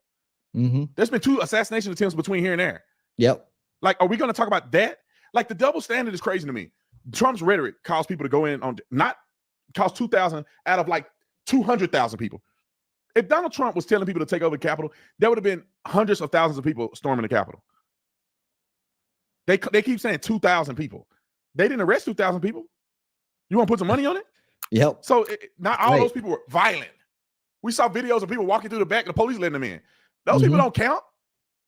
They don't count. The people that are fighting the police officers are the ones that should be in trouble. Yep. The instigators that were there to instigate. That's right. Ray Epps, what's he doing right now? Where's Ray Epps? Donald Trump's rhetoric. Okay. Y'all rhetoric so bad that they've tried to assassinate him twice. That's how bad y'all's rhetoric is. There was no assassination attempt against Obama. None against Hillary. None against Bill. None of the Democrats. Obama, Kamala. There have been no assassination attempts against any of these people. But his rhetoric is so bad that nobody's ever tried to kill him. But their rhetoric is so fair and they're calling for the end of violence that they tried to kill him twice. Radicalized leftists. This ain't even the first time. They tried to shoot up the Republican baseball game. Scalise got shot. Got shot. You're not even counting the guy that everybody forgets about, the knife guy. The knife guy that tried to grab Trump's leg. That was the very first one. That guy gets kind of shuffled under because, it was a knife and not a gun. But yeah. The guy tried to kill Brett Kavanaugh, came with the gun and everything, and ended up calling the police on himself, which was weird. I mean, they're trying to kill the Republicans all the time because of the crazy rhetoric. You can't sit there and say Donald Trump is literally Hitler. Donald Trump is a racist. Donald Trump hates black people, Mexicans, illegals. He hates everybody. And he's a threat to democracy. The very foundation of this country will all be over if you ever let him if Donald Trump gets back into power, he's going to be Hitler and he's never going to relinquish power. Now he has the authority to do all the crimes and not be convicted on it. He has immunity, which is false, but he has immunity. Then if you're saying that to people, they are going to think, well, we got to stop this guy. Correct? That's why they're trying to stop this guy. I know I'm telling the truth. Yep. I'll see y'all in the next one. White House. All right. Yep. That's the way they do it up there. That's the way they do it up there. Lies and gaslighting with a smile on their face. We're used to it, but there's still people out there that are asleep, and we call them we call that the first veil, and we call that establishment narrative. They're still asleep thinking about it. They still think that they're on the side of love, and they're not, that Trump's all about hate. There's people out there today, right now, that still think that are, and generally not even all that woke or weird, but they're just like, they just don't know to look outside of the prison their mind is in. And that's unfortunate, but that's the way it is. So we're going to keep fighting. And that's why we have great places like here and other places where like-minded people can come together and have fun and hang out and let it all out, let it all out and talk about what the truth is. And that's what we do. So to nobody's surprise, all those Haitian eating pet bomb threats were a hoax. Let's check it out. It's disgusting. The violence is disgusting. We condemn it. We condemn all violence. Senator, this happened after you. Oh, by the way, this is Salty Cracker, so it's going to be a little goofy. We're probably going to go about halfway through this. That's about it. What in the world is up with that blurriness? President Trump were on the debate stage said that We watched a little bit of this last night. Question, Dana, and I'm going to go ahead and answer it. What we have said is that this There town we has go. suffered It doesn't go on terribly very long. under the policies of Kamala Harris. Now, Okay, thanks, you just Nacho. We'll accused see you in a me little of bit. inciting We'll be here. violence against the community when all that Okay. I've done is surface the complaints of my constituents, people who are suffering because of Kamala Harris's policies. That's true.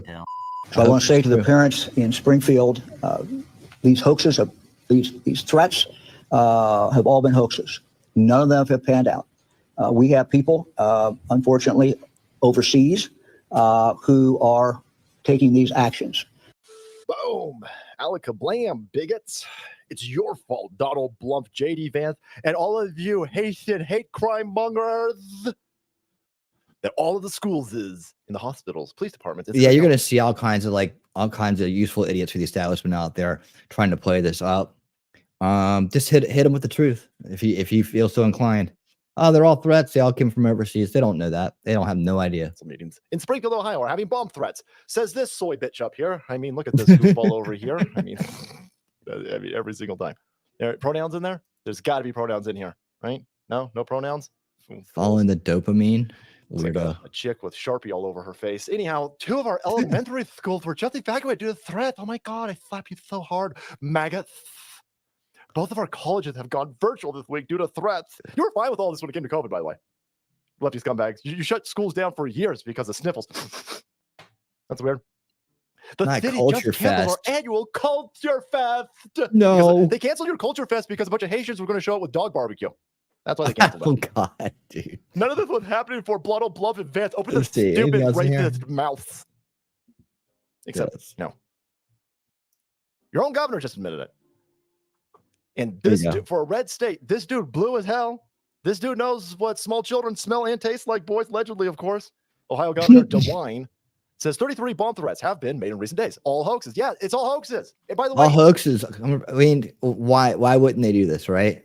Because this is a way to spin up a narrative about things, right? That then looks bad on Trump and Vance, right? So they spin it back, right? This is another way to subvert and election interfere and narrative spin. It's like narrative spinning covertly, right? Oh yeah, just do that. You know then that spins up a news cycle on it, right? 33. Are there 33 schools in that town? 33. I know there isn't 33 schools in Ohio, Springfield, right? So that's just someone dialing it up every day from overseas, nice and safe from whatever. Hopefully, our authorities can work with authorities overseas to find out who's doing this and stop them there. But it gets very sophisticated and hard to track like that. So it's your side doing this, you lefty scumbags, in order to cover up a legitimate immigration issue, an invader issue that you're having in Springfield, Ohio, and multiple places across this country. I played that guy. Lefties screamed that these idiots eating dogs and cats and crashing into buildings and getting driver's licenses without even being able to read is all a hoax. And then in order to shut us down, airing these real grievances, they start sending in bomb threat hoaxes in order to stop this, because this is a monumental vulnerability for these globalists and that cackling Kamala Harris goofball. Mm-hmm. Everybody knows having 20,000+ third world individuals dumped into their town is obviously going to cause massive issues. Massive. Yeah, and that's the key thing right there. Dumped into the town. Why would they be dumped? I mean, it's just because of the mayor there. I think that's how they got that little relationship going on. But I think we figured that part out. But just to take that many people and literally dump them into that kind of area. This isn't a place that has shelters and everything else like that set up. It's not a place that is ready for that type of capacity increase, right? Especially when there's a cultural difference, there's a language barrier, and there's other things. This is just ripe for destabilization, and that's what this tactic, I believe, in the end, the people who orchestrated it believe was hoping for, because it does cause destabilization, doesn't it? And the destabilization is demoralizing the people that live there. And so, I guess there's places there, there's jobs there, there's other things of factories that they're getting work at. And I know in general, most Haitian people will work hard and try to, just appreciate what they have, because they come from such a bad place. But then you also have a lot of problems with that, so we're not hearing about necessarily, we're hearing about cultural clashes, right? We're hearing about cultural clashes and language barriers and things of that nature, and overwhelming a small town. We're not hearing about gangs taking over apartment buildings that, like in Colorado, which we're going to cover next. Issues. Not a single sane person is going to be like, oh yeah, that'd be fine. Oh yeah, take 20, 30,000 people from the third world, dump them into that place. It'll be smooth like butter. No, not a single reasonable, legitimate person is going to say that. You're clearly going to have friction. A subversive, strategic person who has bigger agendas in mind, we'll see that as a good play, though, and they'll try to do that. So I don't think we're talking about a reasonable person. I think we're talking about a clever and strategic person who did this, who decided this was okay. These idiots eating dogs and eating cats. All right, there you go. He's gonna plug his merch now, so we're gonna go ahead and pop off there. If you want some of his merch, go to his site. Very popular salty cracker. All right. Let's see. Oh yeah, I want to do this one next. Okay, quick 2 minutes on this. You may have seen it, but let me go over it with you. Actually, I don't think a lot of people saw this. But this is cool. Okay, so like, there's a lot of people out there going to be screaming cover up and this and that, and they weren't happy with that. The July 13th stuff didn't come out fast enough to their expectation, didn't meet their expectations, and there were some bad takes and some CYA going on, cover your ass going on, a lot of that. We were able to go through that whole thing using body cam footage and based creators that do great root cause analysis and understand how that technique plays out, walking it in, only using facts, not making assumptions, letting the facts and the truth come out, and then piecing them together and let the truth speak for itself. That's Jeff Alstroff. We're going to have a little bit of his stuff here coming up here shortly. But we went through it piece by piece. We never jumped the shark. You didn't have to make accusations. I kind of like from day one said it was probably a communication breakdown. We found out that was true. It's a, incompetent, when you have an incompetent leader, right? You have incompetence and a bad policy about how you hire and put people in positions of responsibility. This shit's bound to happen. Like it'll disintegrate everything. That's why they do it this way. You don't have to have some kind of like weird, you don't have to have some kind of sinister plot for that to work. Literally, the way things work in the world is you can just put a virus into a computer and just let it slowly work its way until it corrupts everything. That's the way humans work too. So, the virus would be this DEI policy. The virus would be corrupt individuals with an agenda that's not the Constitution and not America, right? You plug that in to the right spots and the fish rots from the head down. So people are going to talk about cover-ups and whatnot. DeSantis is going to get out in front of that. So this happened in Florida. So luckily we have a based governor who does a great job as governor.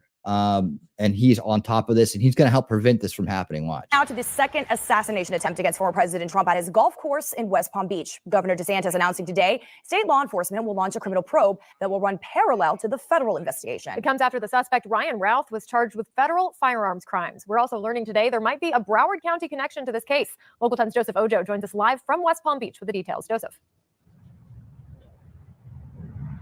So basically what we are seeing here is that the governor is saying regardless of the federal investigation that is going on, one will be happening as well on the state level as well, because he and other state officials, they feel that that suspect should be charged with attempted murder and spend life in prison. I think this is an offense that should merit a life in prison. 2 days after the apparent plot to shoot and kill former President Donald Trump, Florida Governor Ron DeSantis is getting involved. Joined by other state officials Tuesday, he announced he is assigning this case to a statewide prosecutor with the goal to prosecute the suspect, Ryan Routh, to the fullest extent of the law. In my judgment, it's not in the best interest of our state or our nation to have the same federal agencies that are seeking to prosecute Donald Trump leading this investigation. DeSantis also saying this.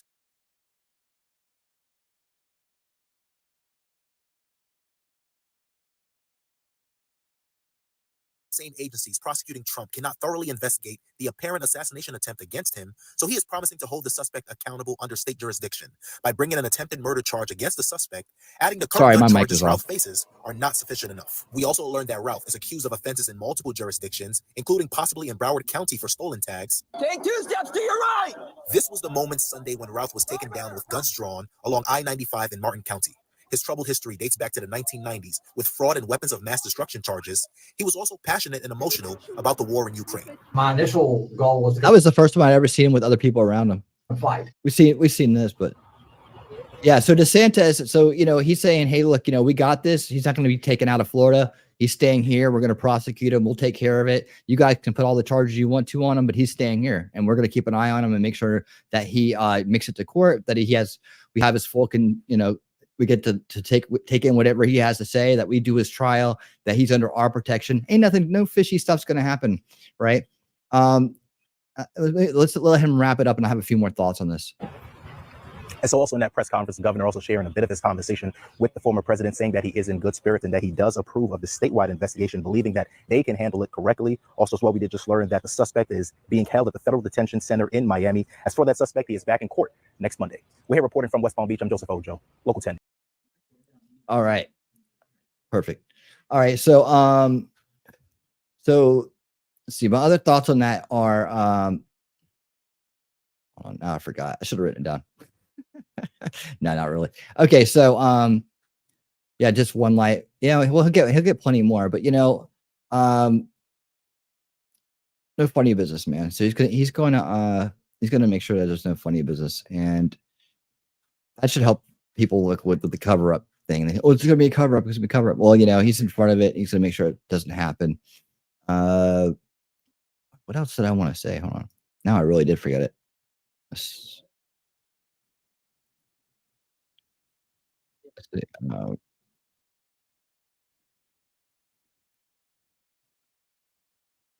Oh yeah, I was saying that was the first time I'd ever seen him in a group setting right there with actually other people around him.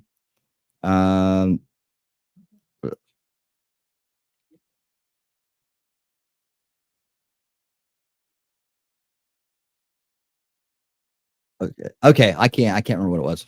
All right, if I think about it, I'll tell you. Let's go on to the next one. Okay, so this is about his book and things that he's been saying in that book. So let's check it out. Ralph self-published a book in which he said a foreign country should feel free to assassinate Trump. And the editor of that book, apparently his fiance, who is originally from right here in the region. That book called Interesting. So he's okay. Ukraine's Unwinnable War is still available on Amazon right now. And it's nearly 300 pages. Ralph's I must take part of the blame for the something child that we elected for our next president that ended up bringing brainless something. supported Ukraine and criticized the former president. At one point, writing, quote, "I must take part of the blame for the child that we elected for our next president that ended up being brainless. But I am man enough to say that I misjudged and made a terrible mistake. And Iran, I apologize. You are free to assassinate Trump as well It as happens. me for that error in judgment." The editor of that book listed as Kathleen Schaefer. In a now deleted GoFundMe, Schaefer raised money for Routh, who she called her fiance, to travel to Kyiv in support of the Ukrainians. Schaefer, according to public records, lives with Routh in his home in Hawaii. But according to St. Louis County records, there are ties from that Hawaii address here. Schaefer owns properties in southwest St. Louis County, as do members of her family. Those properties, though, are off a private road. When we attempted to talk to people there, a man who seemed angry at us told us off camera to leave immediately. We are choosing not to disclose the exact location of those properties to respect the family members' privacy. Oh, don't worry, the internet will find it for you. At this time, there is no evidence that Routh himself lived here in the region. He does have a criminal history, including charges out of North Carolina in 2002 and 2010. He moved to Hawaii in 2018, according to our sister station there. We will certainly continue to track any new developments. I'm Lauren Traeger, First Alert 4 Investigates. All right. So, O'Keefe Media Group reveals both individuals involved in Trump assassination attempt identified as Act Blue donators. Remember Act Blue? We're following that story with Act Blue, the money laundering scam, the funneling scam of the left. And check this out from O'Keefe Media Both Group. Thomas Matthew Crooks, the man who fired at Donald Trump in Pennsylvania in July, and Ryan Wesley Routh, who apparently made an assassination attempt against Trump in Florida, were both donors to Act Blue. That's right, the shooter Thomas Crooks was identified by the BBC, stating voter records show that Crooks was a registered Republican. He also donated $15 to the fundraising group Act Blue in 2021, according to an election donation filing. We received this footage from an OMG citizen journalist a couple days after the shooting. We're not sure anyone has seen this angle yet. Hey. Yeah. Guys, Donald Trump has been shot. Somebody try to take out Donald Trump.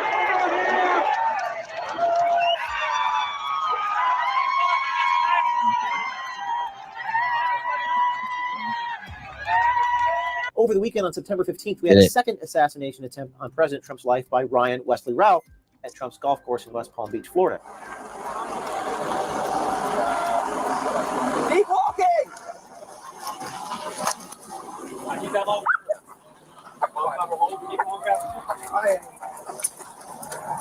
Again, unemployed, but making donations to Act Blue, according to the FEC. It's especially ironic in light of all the elderly names that are being used and taken advantage of, these Smurfs, telling us they haven't made donations.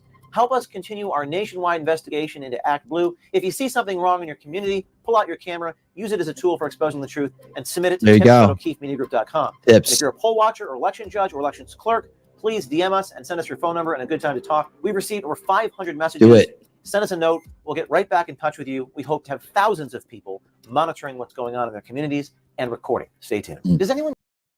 All right. Thanks. The rest of that's Nad. Thank you. That was good. Good stuff. Haven't heard that anywhere yet. All right. So off to Aurora. Hold on, no, not yet. Not yet. I got something else here. There we go. Stay there.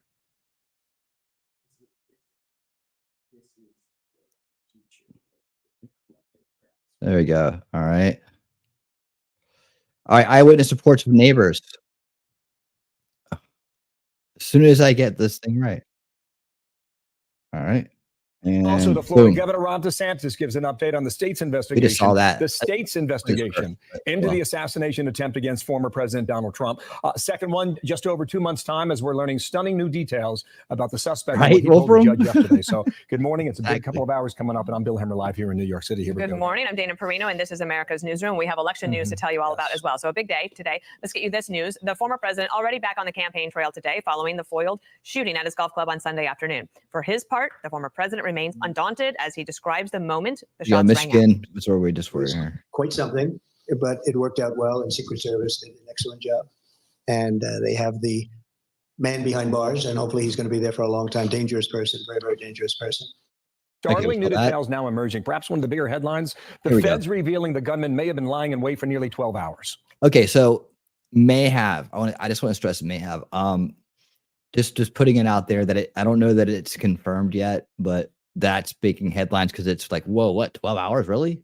You know, but just I would say until that's confirmed, just be like, okay, that's just what we've heard, right? It's what we heard. And I had to say it to be cautious because that's the approach I take and try to encourage the same approach. Just to be certain that we work with the facts. We don't spread what someone else wants us to think around, right? We'll wait till we find out for sure. Senator Marco Rubio is standing by on the growing threats of political violence ahead of the election. But first, let's get to Dana Marie McNichol. She is live in West Palm Beach. She has more on the suspect and the investigation. Dana Marie, good morning. Good morning, Dana. Well, as you mentioned, Governor Ron DeSantis getting ready for that press conference. He has said that he doesn't think federal agencies that are trying to prosecute the former president here in South Florida are the people to turn to get answers about what happened on Sunday. We should get some clarification about that state investigation coming up. But let's get to that newly released body cam video footage that shows 58-year-old Ryan Ruth moments after he was arrested on the highway. Now, this was after he fled the golf course when Secret Service spotted him. We also learned his cell phone records show Ruth was camped outside the course for nearly 12 hours yesterday with food and a rifle. Okay, so to cell phone records. There we go. I mean, I'll go with that. Before those agents confronted him. FBI did confirm yesterday he never had a line of sight to the former president.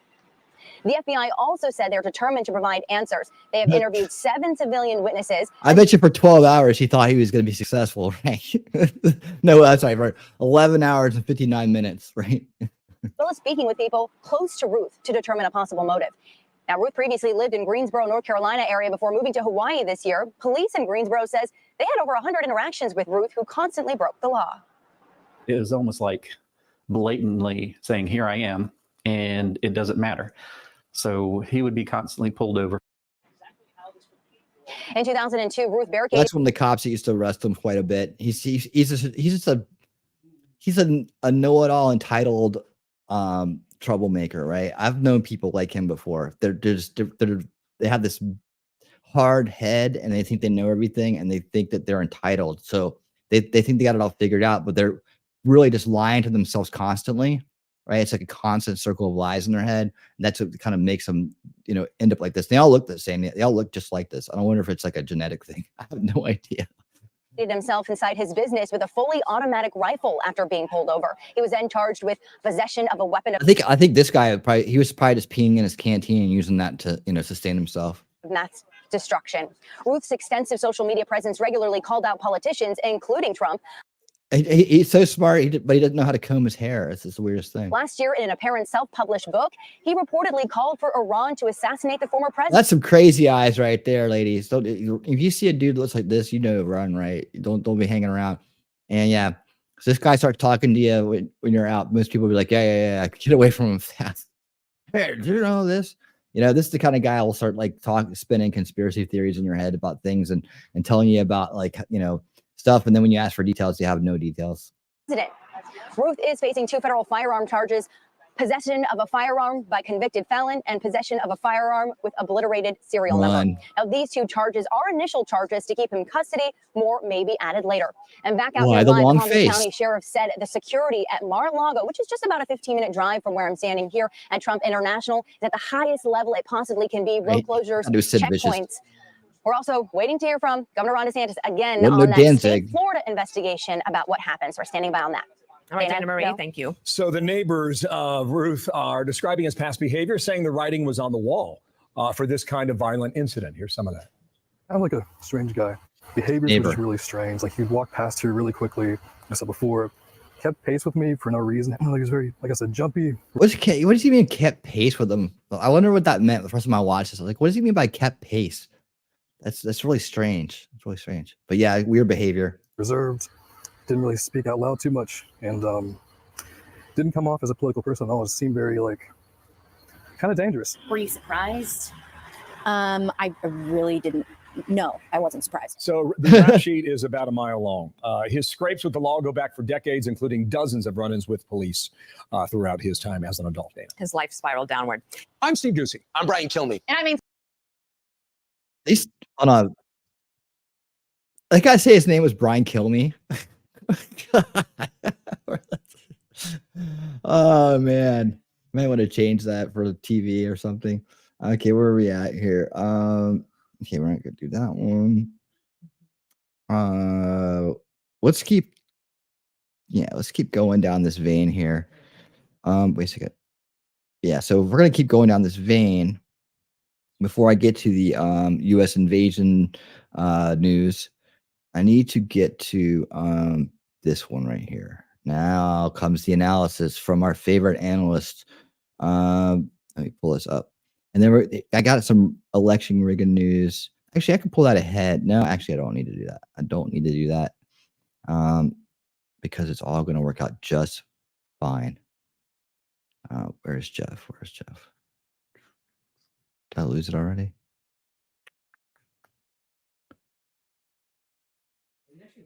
Oh.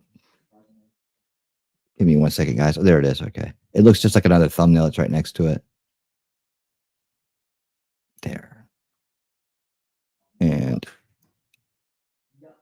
there. Okay. Here we go. Okay, so this is from a day ago. So all right. It's going to be a little bit behind on the news, but not really. Let's go. Are you kidding me? We have a second attempted assassination on Donald Trump that occurred today here on September 15th, 2024 at Donald Trump's famous Trump International golf course. This comes just 2 months after the previous assassination attempt against Donald Trump at his outdoor rally in Butler, Pennsylvania on July 13th. Is this a record? I don't know of any other presidents that had multiple assassination attempts. So what a wild day today with the Secret Service the war is shooting, on. a chase up I-95 and capturing the suspect, and rifles and backpacks found. I've driven that So we're road starting to see another 100 common times. theme with these backpacks again. Man, don't you feel like you're in an episode of Groundhog Day here? Phil, man. Didn't we just go through this like 2 months ago, and here we are right back where we started again? A second attempt? Makes me wonder how safe Trump really is at this point. Are we going to see more of these? So here's my analysis for you. Here's the details of everything related to the attempted Trump assassination this afternoon. Well, okay, I think we've seen all of these kind, right? Who knows what, this is the thing, is like these lone wolf kind of guys that are doing this stuff that are spun up. This guy, like I said the other night before I kind of get into this, my take on this, and if you haven't heard it yet, my take on this is that this guy is so brainwashed by the Russia collusion hoax, and having been a Gen Xer that came up during the Cold War, the threat of nuclear war. Russia is the enemy. The Soviet Russia is the enemy. Now they're telling people again that Putin wants to bring the Soviet Union back. He thinks that this is a global war against good and evil, right? So in his mind, Russia and Putin represent evil, right? And who knows how far down the rabbit hole that goes. But this is an obsession of his, so much so that he's been doing nothing but trying to recruit people from around the world and demanding that people stop their normal lives to go fight in Ukraine, right? To end Russia. The only thing he wants to see, the only outcome that he wants, right? The only outcome that he wants and he's satisfied with, and that he thinks that's going to work in the long run in this definitive battle between good and evil, is in his mind is the destruction of Russia as a whole. Like literally, he said he wants Moscow in rubble, right? That means all the people there too, by the way. And he wants Putin 6 feet under, right? And that's the only outcome that he's going to be satisfied with. If there is peace, if there's a ceasefire and that shit ain't done yet, he's over it. I mean, guy went as far as to try to approach or at least tweet at Elon Musk about buying one of his rockets so he can drop it. And he said it right in his tweet. So I can drop it on Putin's Black Sea mansion, right? So he has some great plot. And he thinks he's a rocket scientist now. And he's going to launch one of Elon Musk's rockets over to Russia, right? That's not... I mean, dude, the guy's an idiot. I don't know if he's being funny or what, but I think he meant it. But no, in his mind, that's the only way that this is going to end. The only way that growth is going to prevail. And he thinks that the lines are very clear. So, the one thing that would stand in the way of that is Donald Trump getting elected, right? Because Donald Trump said many times that he would end it on day one. He'll have it wrapped up before he even gets in office. As soon as he's elected, he'll be on the phone settling that and getting a ceasefire going, right? So obviously he knows what it's going to take to do that, and he doesn't want that. That's not. He hasn't spent years doing this stuff, trying to recruit people. I mean, literally, he's trying to bring terrorists into Ukraine to fight on the side of Ukraine to go against Russia. Like, I mean, this is his obsession. This is day and night and day, 365, 24/7. That's what's on his mind. Like so when you're that obsessed about it and you see something coming along that's going to blow all that up to stop it, right? He's going to put an end to that whole thing. His mission has been to start World War III. Like literally, he doesn't. I don't know if he realizes it. He wanted to launch a rocket at Russia, which is, I know it's far fetched, but let's look at something that he really actively was trying to do, and that's recruit people from around the world. Bringing everybody from around the world makes it a world war, doesn't it? Right. So bringing all these countries in on it is what he wanted, and he wasn't getting anywhere with it, but that was his obsession. So he believed in World War III. He wants World War III, and Trump's going to stop that. He knows it. And I think what happened is after the debate and after all the fallout and the poll numbers shifted, he's like, oh God, because I don't think he necessarily really. I think he's on the side of the Democrats because he wants Trump not to win, but I don't think he necessarily has faith in them, right, to stop Trump. So he took things into his own hands. And I probably am the only person I've seen out there besides maybe Greg Foreman. I think he kind of has the same take a little bit, but I think I have this take is unique to me. I've seen other people, and what they do is they get about to right there and they pivot into the rhetoric stuff, right? But then they don't even call out the what mind control is, and that this is mind control. Like, it's a little frustrating, but that's just the way it goes. It's like, I just have my say. I'm a small creator. I don't get much reach. I'm shadow banned on X.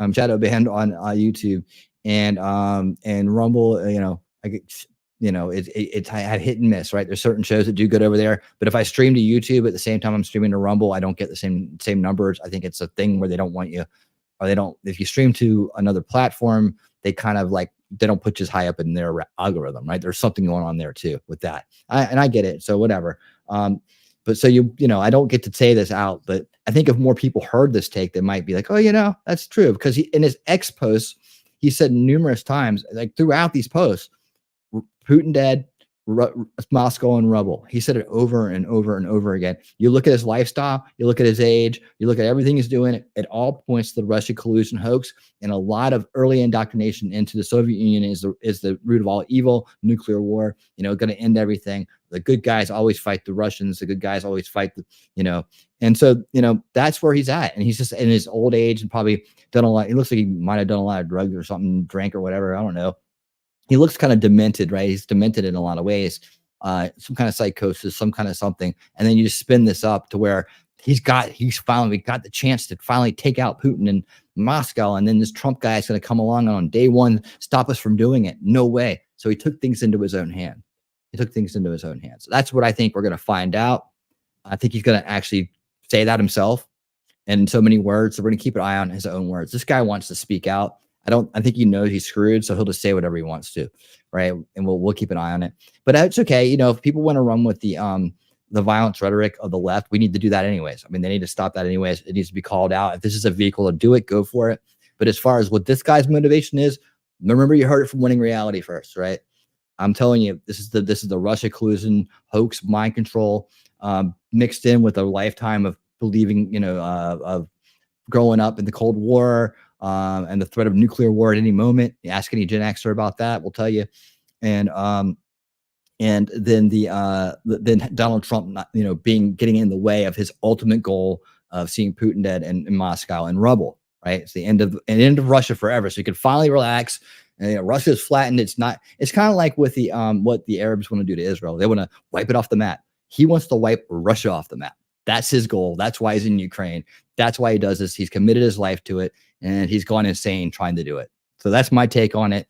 Let's get to the analysis on where he was at and what he's doing with one of the best researchers and analysts out there, Jeff Alstroff.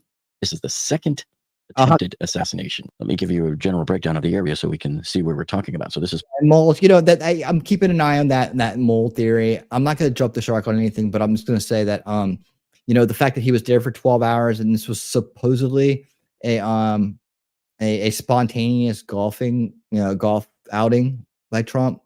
I've got my eyes open and my mind open. I don't have to, like I said, I'm not out here trying to be right. I just want to know the truth. If the truth is different from what I believe, that's cool. I'm always cool. I'm always good with coming back and rolling it back, because it's satisfying to know the truth than to be. It's more satisfying to have the truth and know the truth than to be right. I mean, so that's how I want to be. I don't have an ego in this. Palm Beach, of course. Here's the Palm Beach International Airport. The breakers of Palm Beach is up here. Give you guys the best and then view over here. This is Southern Boulevard. This is where Trump's Mar-a-Lago is. See, that's it right there. Nice. Right, so I'll zoom back out a little bit. And so his golf course is right over here. Trump International Golf Course is right here. Now, it's a 27-hole golf course. So I'm assuming this is the 18-hole, and this might be a 9-hole smaller golf course. And then, of course, it's just kind of funny because the prison is right there. The Palm Beach County, this is the Palm Beach County Jail is right here. And its overflow lot appears to kind of like jut into the golf course a little bit. So according to the reports, so Trump was golfing with his friend Steve Witkoff, and they were right here on the 5th green. So I'll just zoom into it here and show you exactly what Trump is a phenomenal golfer. And so it comes right up here and right up to this point. Now, according to Witkoff, they were ready to step up and putt on the 5th hole, which would be right here, when they heard pow, pow, pow. And then the Secret Service agents pounced on him to protect him at this point. And here's a simulation from the Trump International Golf Course website showing what it would look like walking down the green there on the 5th hole. Beautiful. It's lovely. Now, according to the Secret Service and what they've said this afternoon, the gunman was situated somewhere between 350 and 500 yards away from the president. So if that's the case, and if I'm correct here about the hole and where they were, and if they were right here, this hole's about 420 yards long. So where could he be in that distance from there if their measurements were correct that they gave us? I would say probably somewhere over here. So ding. That's his best chance of seeing the president. Now, I should point out to you that some people on X have been circulating these pictures that show the 5th hole here. I believe that is incorrect. That looks like the 2nd and 3rd holes. I know Elon did that on purpose. It's so funny. Some people on X, they're just rolling their faces off. To me. And I believe that the 5th hole is along here because I was using a published map a couple of years back that shows the 5th hole being here right along the corner edge of the thin part of the golf course, which is right here, this corner edge of the thin part of the golf course. So don't put too much stock in what you see on, TikTok and X and all of that. It is possible he could have come down Baker Boulevard with his SUV and parked here in this parking lot and then meandered his way over here somewhere. But you know what? Trump had already played holes 3, 4, and 5 and would have walked right by him if he was over in this area or over here where it's very dense. I mean, apparently he was at the fence line, which would be right back over here. I doubt that this area would have given him a good enough line of sight of Trump. I think this area over here is it. Let me show you why. This is my hypothesis of what he did. This is the post office. I think he came in off of Summit Boulevard and parked in the post office and then run back across the street and jump the fence over here. See, these are all shrubs. So he probably meandered his way through the shrubs and then he's up against the fence and nobody can see him because he's inside the shrubs.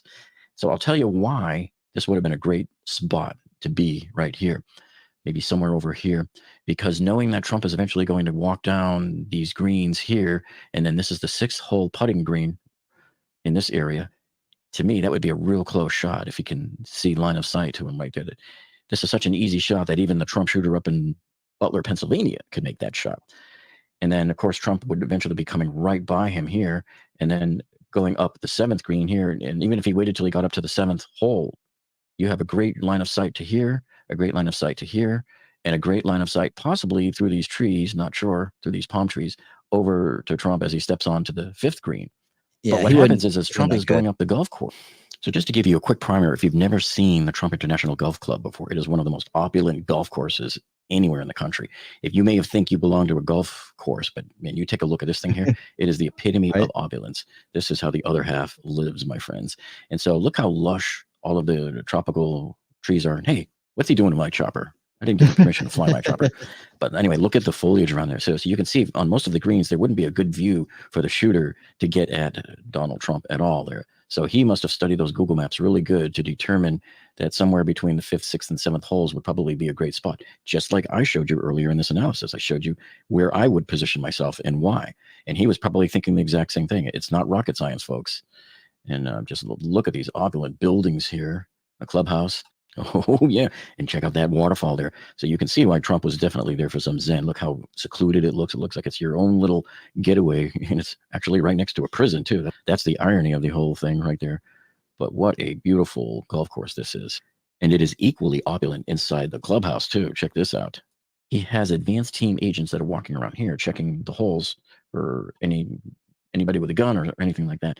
And somewhere around here is where the agents must have spotted the gun. They saw the AK-47 rifle nozzle poking through the chain link fence. So that's a pretty good catch there for somebody to see that. And I'm sure they didn't wait for approval. They just pulled out their gun and started firing at the would-be assassin. It's a great and catch. my guess is then he ran across the street here to the post office, got in his black Nissan SUV, and drove out of here.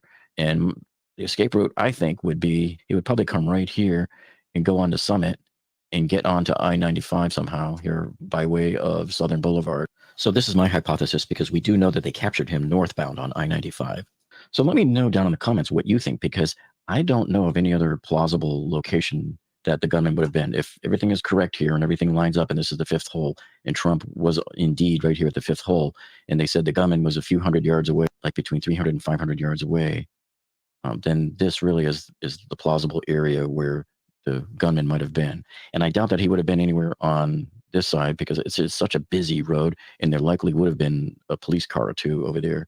And who knows, we don't even know if there were any police cars along Summit Boulevard here or not.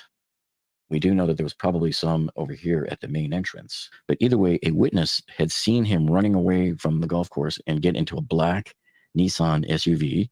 And let's assume it was right here. And then the witness got a picture of his SUV with a license plate and gave it to the police. Okay, so we're going to assume he got onto Southern Boulevard, then on I-95, and then headed north. So at this point in time, as our suspect is driving north on I-95, the Secret Service sends out an urgent bolo to all the police agencies with the description of the car and the license plate. And immediately all of the police agencies all up along I-95 start to put cops all over I-95 at every exit here going north. And I heard reports that they were using license plate reading technology as well. So all the way up to Vero Beach or something like that, or Port St. Lucie, they had cops entering the highway here and ready to apprehend him. So now our suspect gets on I-95 and he's going north here and goes all the way up here to Palm City, Florida before he gets pulled over. So he's about 40 miles away.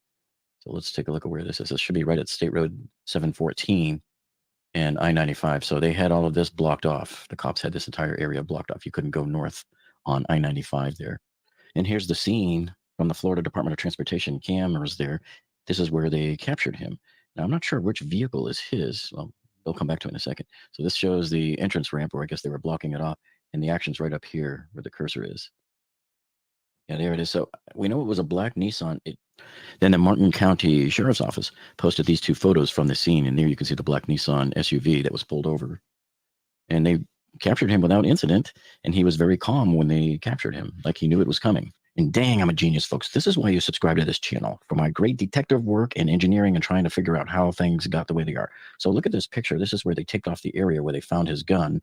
And these are two photos that the FBI handed out at today's press conference to discuss the would-be assassination of Donald Trump. And here you can see the suspect left two backpacks attached to the fence. They're hanging there. And they had several ceramic tiles in there, undoubtedly maybe to protect him from being shot. I don't know. Seems kind of crazy to me. And then, of course, you can see his AK-47 leaning up against the fence and the GoPro camera attached to it. So he just left everything and took off in the chain link fence, right? So they they taped off this area. So let's try to find where this would be on the street, because I'm going to look for this drain, and I'm also going to look for these two palm trees. Yep. So here in Florida, we have these palm trees that have like some type of a white fungus that grows on the bottom of it. So if you look at the bottom here, this fungus, see how that looks like a happy face, so to speak, there in pattern on there. And then if you look at this other palm tree over here, this almost looks like a curly kind of a mustache. So just remember that, and the drain. Okay, so now I'm going to start here at the corner of Congress and Summit, and here's the post office. And we're going to zoom right in here and get onto the street level. And here I believe is that drain right there, right? This is, I believe, the three trees where the cops were standing. So let's go take a closer look. Here's your drain. And sure enough, there's that smiley face. There's the two eyes and the smiley face. And remember, the middle tree had very little on the bottom other than this big, thick band of brown. And then this one here, there's sort of the mustache forming. And there's, of course, our drain. I don't know if that's a manhole cover or not. But if we look in the picture, there's, I think, the manhole cover. There's the drain. There's the tree that has just the dark band. There's the tree with the smiley face and the mustache. So I believe I have located the area where the Secret Service discovered and engaged the would-be Trump assassin. And then Channel 10 got some. That's wild. You could be walking down that scene right there, and again, there's sidewalk, the drain, and there's the police standing guard. not know that Trump's on the other side of there playing golf. He didn't. Video of the scene of the crime. So again, let's point out where this is. It's directly across the street here from the post office. Now this is gated. He would not have been able to park in here. He most likely parked right here. So I think I was correct in my assessment that he parked here at the post office, ran across the street here, right by this drain, and it was right in this area here. Man. Now, different reports from the press say that they were walking between the 5th green and the 6th green when the forward team of agents that moves a couple of holes ahead of him spotted the gun sticking through the fence and fired at him. I don't know why they missed, but either way, this is where he left his gun and the two backpacks with the ceramic tiles in them and the GoPro camera attached to the fence. Undoubtedly, he was probably going to try to film the entire event. I don't know what for. He probably Hey, didn't Vol, plan to get what's up, away. man? How you But doing? it's pretty scary to think that Trump was somewhere Good to see maybe you. in this area when all of this went down. So at least in this case here, the Secret Service did really well spotting him. That was very good catch right there. And one other thing too, if this is your first time here and you haven't seen my other videos on the other Trump assassination attempt up in Butler, Pennsylvania 2 months ago, make sure you check out these videos over here as a starting point. I did about a dozen videos that you'll want to binge watch on that. So thank you for joining us tonight. And if there's any more details that come up, or if you have any questions, then go ahead and let us know in the comments down below. Best analysis out there. I covered all this stuff. All We right. recently went down to Aurora, Colorado. All right. Yeah. Jeff has the best stuff out there by far. And for a lot of other things that have happened too, as well. The Titan sub, the building that collapsed in Miami. I think it was Miami. Like his analysis is just the best. I don't know why more people don't go to and use his analysis in their own analysis, because in their reporting on his things, because he's got the base take, man. He's got the base take. And again, hey, Volstrom, great to see you, man. Great to see you. Great to see you. Hope you've been doing well, my friend. All right. All right. So now we're all caught up on that. We're all caught up on what's going on with that guy. We're just waiting to hear more about him. I guess we could look at his book at some point and see what that's all about. Maybe there'll be some more reports out about that. But yeah, I bet you his book's full of that kind of stuff I was talking about earlier, how it's really the Russian collusion mind control that kind of motivated him to go take out the obstacle he saw in the way of Russia being annihilated. So we're going to go across the country to Aurora and check in on what's going on out there. Some of these gang guys that have been causing the problems have been captured. So that's good news. So they're cleaning that up a little bit, but they're definitely identifying them as that Tren de Aragua. Tren de Aragua. Yeah, that's the name. That's what we're going with. Let's call him TDA. How about that? All right. So have been arrested, and they're definitely identified as that. They talk about how they identified them and so on here. So let's bring that up and check it out. Recently went down to Aurora, Colorado to take a look at what the migrant gang Tren de Aragua from Venezuela has done in the area. And what we found is that they have, in fact, taken over apartment complexes and unleashed violent crime across the city. The gang swooped in largely through El Paso, Texas at the southern border, and then made its way to Denver and other sanctuary cities Denver rolled out the welcome mat for migrants and received the most per capita in the United States. Then they went on to surrounding areas like Aurora, where apartments they found were very dilapidated, and they took advantage of that. In a recent video that went viral, viewers can see armed men trying to make their way into one apartment unit at one of these complexes in Aurora. We visited that apartment, and we spoke with Jessica Montenegro, who used to live in that unit. She moved out just a few months before that video was taken, but she said that they had a harrowing encounter before that, she and her family, her 3 kids and husband, where an armed man showed up at their door. They did not answer at the time, but she said that she saw the writing and bullet holes on the wall, and that after 8 years, they packed up their things and left for a new apartment because they knew the gang was taking over. For weeks, officials in Aurora had downplayed what was truly happening in plain sight. The governor of Colorado even told us it was imagination, that the gang trained Aragua was taking over apartment complexes there. Yep. However, after the post identified one of the gang's leaders in the area known as Galleta or Cookie in Spanish and his alleged crimes at these apartment complexes, it then led to the arrest of 10 confirmed trained Aragua members. Look at that. How about that? In Aurora over recent months. While also in Aurora, we did a ride along with the Arapahoe County Sheriff's Department. We spoke with Deputy Calderon, who told us about how the area has changed, specifically an apartment complex where they made 4 arrests recently in Denver. Those individuals were tied to trained Aragua. Calderon shared that while those arrests were made recently, he's concerned that migrants who have arrived here who know about different threats at this apartment complex and others aren't making calls to law enforcement because back home, there's not as much of trust in that. Right. There was a guy who went around and did an interview, like I said, during the day of people that were in this apartment complex and walked around people. And people were like, no, they're trying to downplay it. I was like, they got pressure on them, man. They can't. If they say something, they're in fear of their lives, right? So they're going to say, oh, no, everything's fine. We hear stuff at night, but, yeah. Residents around these apartments were very fearful to speak. They were afraid of the gang, which they heard gunshots every night. They heard loud fights happening, loud music, and called the cops over it dozens of times, which they said they were unresponsive to. We also spoke with Douglas County Sheriff Darren Weekly, who has yet to see any trained Aragua activity in his county. He said if they come, they're not welcome there, and they'll be treated like any other criminal. Weekly also expressed concerns with the police response to trained Aragua in Aurora, saying that Aurora Police Department has minimized the issue. Now, he hopes that the new chief of the department, who was just inducted, will be a much-needed change and will step up to the plate to address this issue. I'm going to jump into the next one. Thank you. Also new here at 5-8 local men who are allegedly part of the notorious and violent Venezuelan gang that's been making national headlines, now behind bars. And Aurora police are searching for 2 others. Fox 31's Matt Morrow here with the new information. Matt. Talia, Jeremy, take a look. Here they are. And new today, Aurora police tell us all 10 here are members of Tren de Aragua, or TDA, and they are now charged with dozens of violent crimes, including kidnapping, child abuse, and attempted murder. We now know some of the Venezuelan gang violence in Aurora started nearly a year ago. Here's a closer look at their mugshots. Again, police tell us all are documented members of TDA. Most of the men were arrested within the last few months. Some of the arrests go back to early this year. Again, the search is still on for 2 of them. Police would not tell us how many of the alleged gang members are in the U.S. illegally or have been turned over to ICE, Immigration and Customs Enforcement, but we know for sure at least one suspect is in ICE custody. Aurora police also tell us some of the gang members are behind the violence at the few apartment complexes here that have become the center of a national and international headlines and a talking point, as you heard, for the Trump-Vance campaign. This includes the Fitzsimmons Place apartments off Nome Street and the Whispering Pines condos on 13th Avenue. And Aurora they're in police other cities as many well. of the victims of the violence committed by these men are migrants themselves. Jeremy. There you go. Okay, so I'm going to do a little shuffling here. But so everybody telling you that all this establishment drones telling you that that stuff ain't true. Well, it is. So there you have it.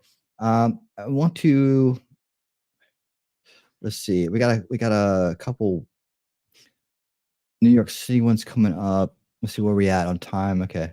And I want to jump to a rig watch real quick. Okay. Just because I want to make sure you guys get this in there. I want to get this in there because some of these coming up are a little bit longer, and I'm gonna go to, like I said, when people do good work, I put it up there. When it's grifting, sometimes I call it out. I'm gonna probably doing less of that, but I just want to focus on what's important for the election, kind of in the home stretch here, taking Vivek Ramaswamy's advice. But I did put a video out that no one's going to see because it's on X, but of Vivek saying, hey, it's in the final leg of the race. Let's focus on the issues and what separates us from the other side. Focusing on that's what's going to help us win. We got to fight to the very end. And that's what we're going to do. So, but let me pull this up here real quick because I think this is important. And rig watch, right? So they're going to try to pull the same. We probably won't get all the way through this, but they're going to try to pull the same thing on us again, right?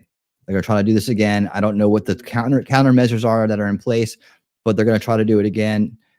Here we go from the New York Times. In a shocking story from the Post Millennial, actually, this is reporting on the New York Times. We should put the New York Times story. Let me see if we have we do have the story. They're claiming the election results are going to take a while. And it's unprecedented. What we saw in 2020, that the election results weren't called that night. It's insane. Almost every election of my life. On election, I remember being in Times Square, I think it was 2012, and we were watching the election, and in Times Square, crowded, and they're like, the winner is, and we knew right away. Because here's how it works, it's decentralized.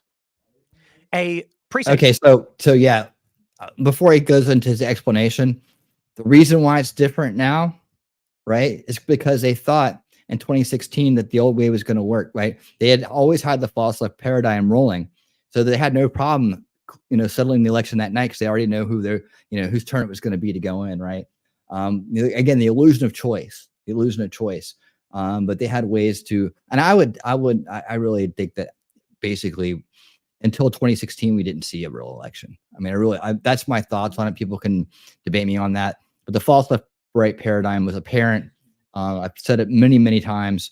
When all of the neocons and the rhinos went running back to the left as soon as real opposition got the nomination on the right.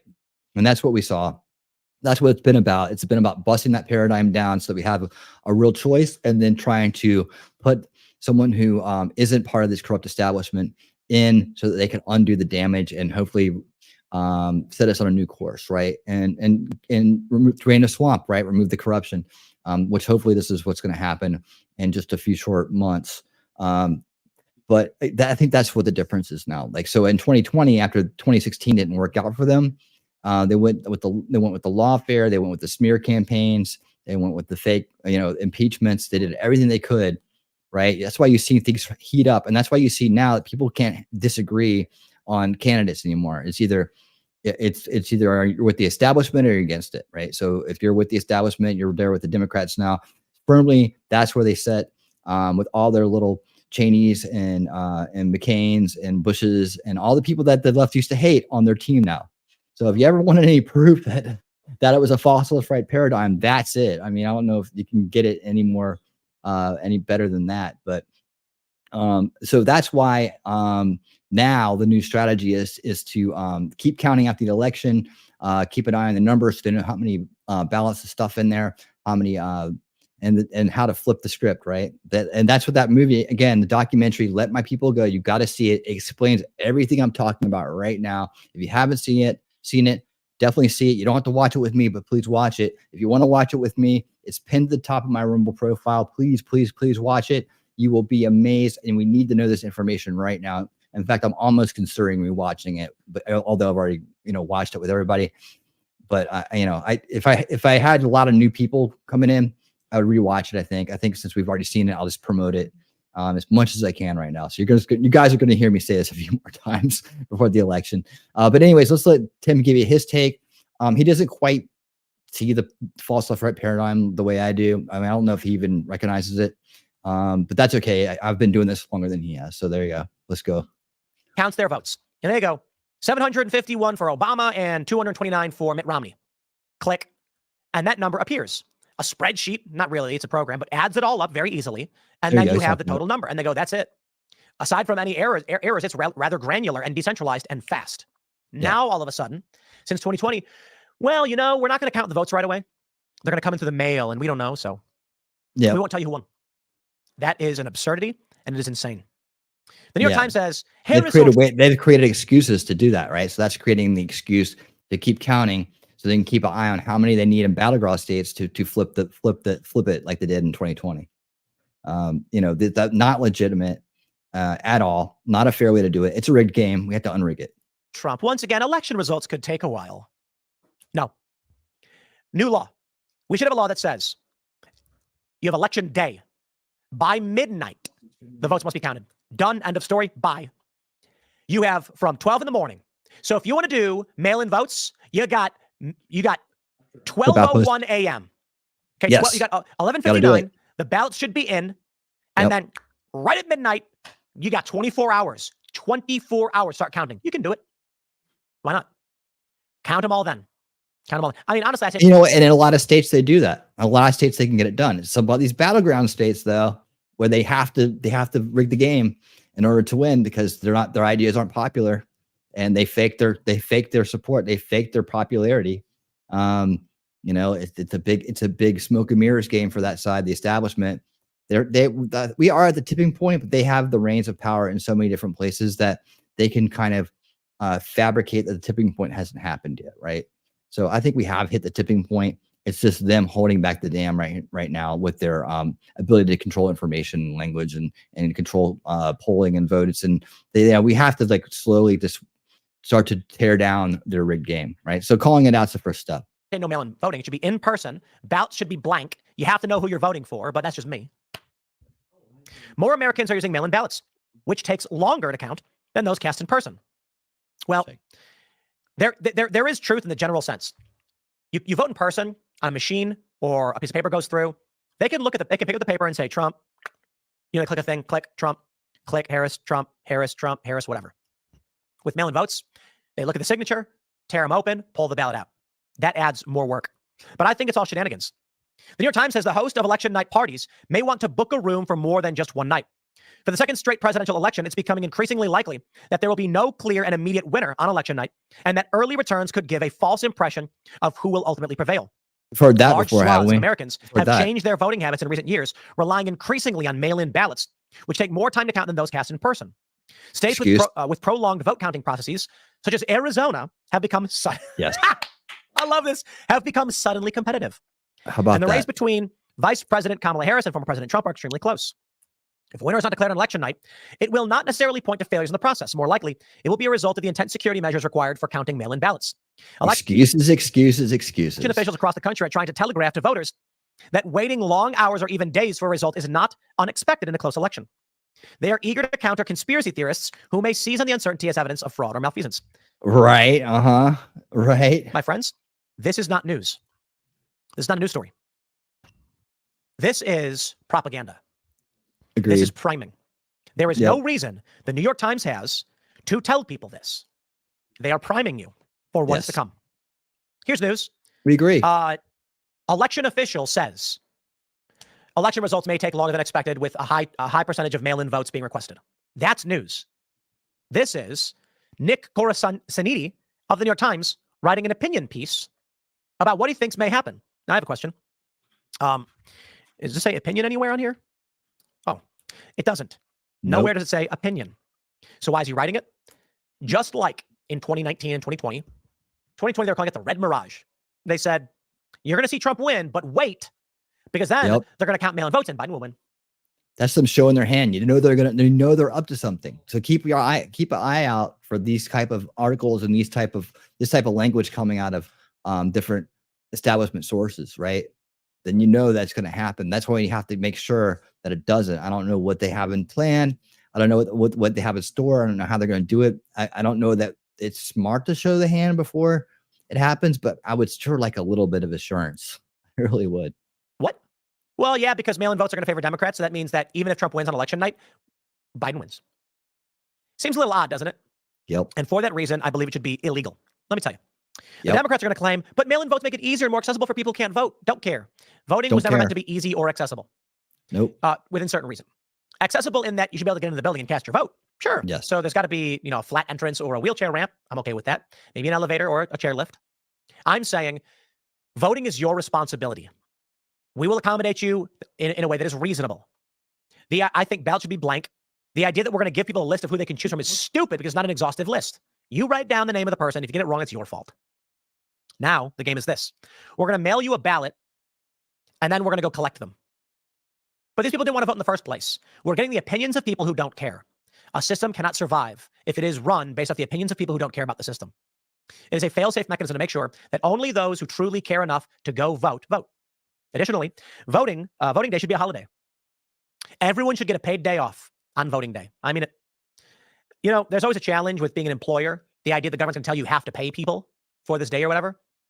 We work by salary here anyway, so I don't know. I think election day should be a day off, guaranteed holiday, because right now it favors the unemployed. So what are you going to get? Policy that favors the unemployed. The game they're playing right now, my friends, is simple. They are going to be able to count the votes, see if they win, and then find the votes. You may remember. Yep. Donald Trump had that phone call where he said to the I think it might have been Brad Raffensperger, whatever, just find me the votes. The Democrats intentionally interpret that as make votes that show I win. That's stupid. Trump is saying, you got all these votes. They're there. I know you can do these recounts. I know you can find votes for me. That's what he's saying.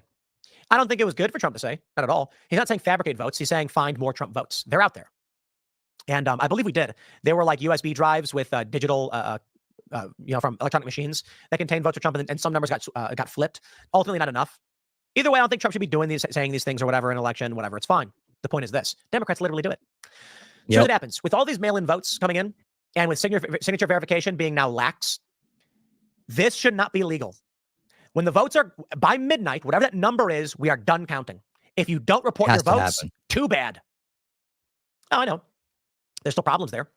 Democrats are going to try and sabotage Republicans by having their vote tallies not uploaded on time or whatever. Maybe it's fair to say 3 a.m. is the cutoff, or maybe 9 a.m. the next morning. But the idea that we give additional days or weeks to count votes is ridiculous. Insane. Because this allows people time to commit fraud, and it serves no benefit. If a vote is not counted on the day of the election, it doesn't count. That's it. I'll put it this way: if I vote by mail, I mail it in. It arrives late, or it's not counted till later. They say, well, we should be allowed to count it. Okay. Then why can't I show up 3 days after the election is over and fill out a ballot? They'll say, well, mail-in ballots were turned in on time. It's just our fault. I disagree. If a ballot is not counted properly, then you don't count it. Of course, we still have the risk of fraud. Individuals who are supposed to be doing the counting wrong or intentionally putting bad numbers because they're trying to favor one candidate or the other. But that's why you have 2 or 3 people counting the ballots. If I can't walk into a voting station a day later and hand a ballot, they should not be counting mail-in ballots either. They should just say these are deposited late. Let me put it this way. Let's say you have they allow people to harvest. There are some states that allow a third party to take your ballot from you and go and drop it off for you. You sign their name and say, this is my chosen rep. They're going to take your ballot for you and drop it off. They say this is so that if you have a family, one person can collect all the ballots and go drop them off. Okay. So I am going to send my mail-in vote. It's done. It's filled out. It's signed in the envelope. I then give it to the designated carrier. He says, I'll drop it off tomorrow after the election. Nope, doesn't count. Then why does the post office get the benefit? Why is it that we allow the post office to go, well, we're not going to drop it off till after the election's over? Nope. No dice. This is not only going to create opportunities for fraud, which the Democrats will claim doesn't happen anyway, but I don't care. It's like, hey, banks shouldn't have security guards. No one's going to rob it anyway. I don't know. Sometimes it happens. Why open the possibility for robberies? That's besides the point. Ultimately, I think we have to maintain credibility in our elections. And if we're telling people there's an opportunity to cheat, people are going to feel like it's not secure. And then what you get? Chaos. And my friends, when we're looking at the second assassination attempt on Donald Trump, the last thing we need is uncertainty and chaos in this election. But they don't care. People are going to do whatever they have to do to win. And I think is dangerous territory. So we'll leave that one there. Smash that like button. Subscribe to this channel. Share the show with your friends. The next show, of course, is going to be 8 p.m. YouTube. All right, there you go. Good report there. We're always keeping an eye on the rigged game, right? That they're trying to rig it again. Call it out. Call it out. Call it out. And I just want to report that to you. I'll probably retweet. I mean, not that anybody's going to see my X page because nobody. I don't know what the hell is going on. I don't know how. I mean, I really don't know what's going on with X, man. It's crazy, man. I can't get any traction. But I will put it out anyways, and I will see beware the rigged game or something like that, because people need to just be aware of it. Just raise awareness about it. Let them know it's going to happen. Maybe that'll spur more conversations. Memento, how's it going, my friend?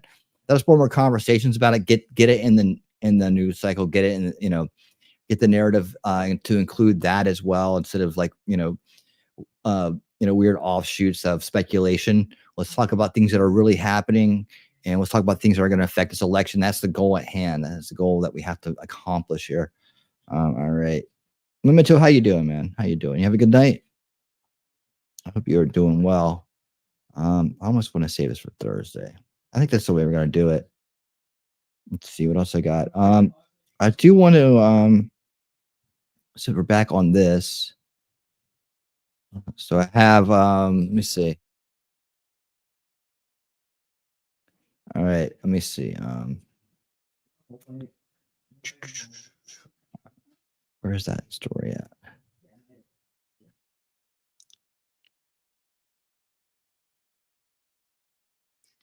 Okay, yeah, we covered that. That's fine. All right, so I feel like this kind of going back over it. I do like this take, but I might just leave it at that. Let me see if I got any breaking news here. Stop that. So let me see if I got any breaking news.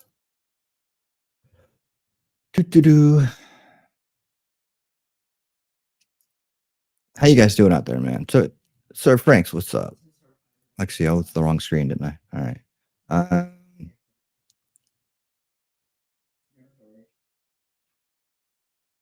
All right. This looks like a good one. Let's see it. I might be under good news. Yeah, I think that's going to be under good news. That's a good one, though. So this Saturday, I'll probably cover that one. Let me see. Oh, yeah. Sean P. Diddy Cohn's indictment.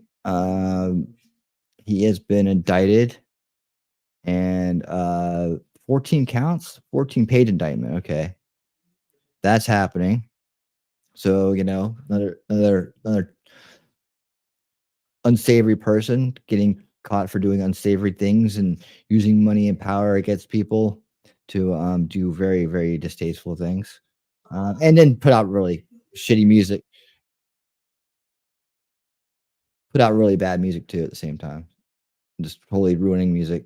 So good for I'm glad that's happening.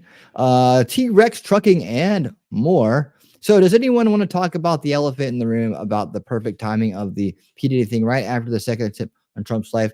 I mean, okay. No, I mean, I guess. I mean, I think it's a stretch.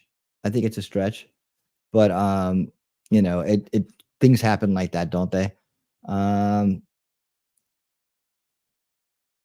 Let's see if this is affidavit goes viral claiming ABC pre-planned bias against Trump. We know that. We need to talk about that. I mean, sure. Actually, we should talk about T-Rex and his I was talking about washing needs cycles. Yeah, washing news cycles. Yeah, and hopefully it doesn't get much attention because yeah, he's a bad guy and he's a celebrity, but at the end of the day, it'll be a good thing. The indictments happen, but then we have to wait till the trial. So when the trial happens, that should be when we really talk about it, because until then it's just going to be a bunch of right. And I guess that's the way to watch the news cycle. I don't know, what is the mainstream media talking about that more than anything else?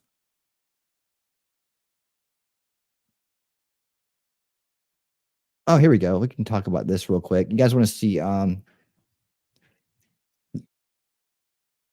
this is the lady who actually turned Ryan Roof in. I haven't seen this yet. But yeah, T-Rex Trucking has a proven plan, he has a rule, actually. He has a rule. It's called the no pants driving rule, and that's how he eliminates drowsiness when he's taking those long road trips. He's going to tell us all about his secrets here coming up in just a minute. See. Stay tuned. All right. Let's go. Chelsea Walsh is the nurse who flagged Ruth to the feds after meeting him in Ukraine. And she joins us now. Chelsea. Oh, okay. She met him in Ukraine. Okay. She's not the one who turned him in. She's the one who met him in Ukraine and then flagged him. Let's hear about this. This should be really good. What about Ruth struck you? He had very bizarre and volatile tendencies. As a nurse, I'm a mandated reporter, and we are also trained to determine when someone is a threat to themselves or others. I determined after knowing Ryan for a while that he was a threat to others. So I felt that it was necessary that he be reported to the proper authorities. And you reported this to the federal government. And what happened next? I haven't heard anything. I have had no correspondence. Nobody had tried to connect with me until today. Okay. Has someone from which agency specifically connected with you now? A agency has connected with me. I don't want to say which one, but someone has connected with me. Okay. In your conversations and observations of Ruth, what were the things that he was saying he was operating in?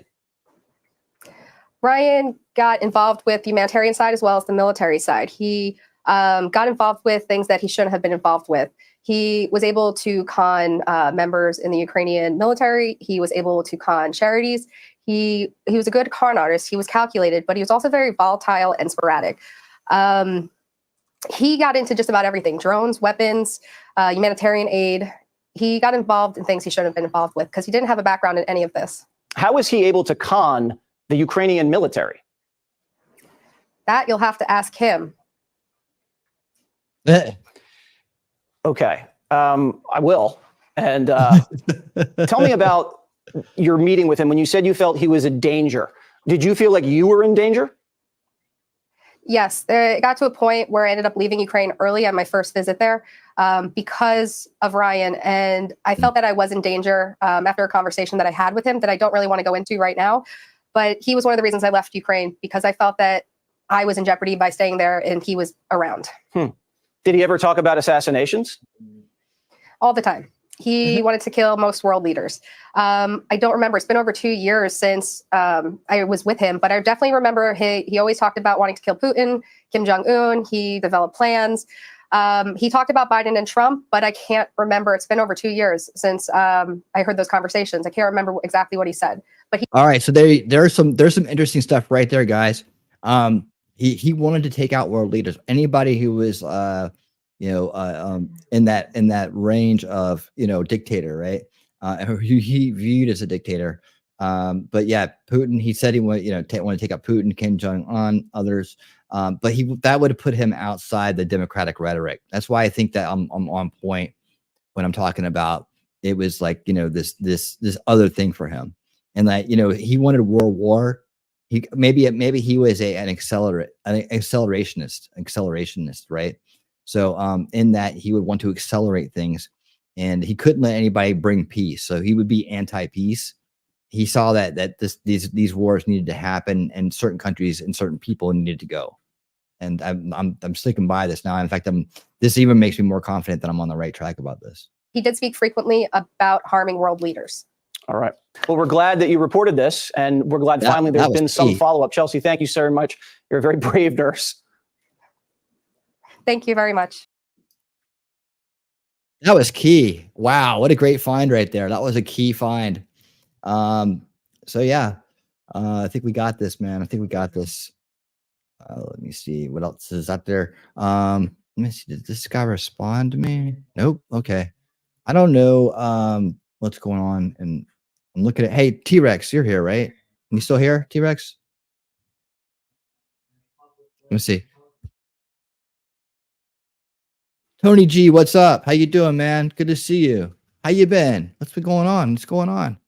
Nice outro, plastering her logo over her face. I know she was cute too, man. Shouldn't have done that. Is Shizzy playing a recording?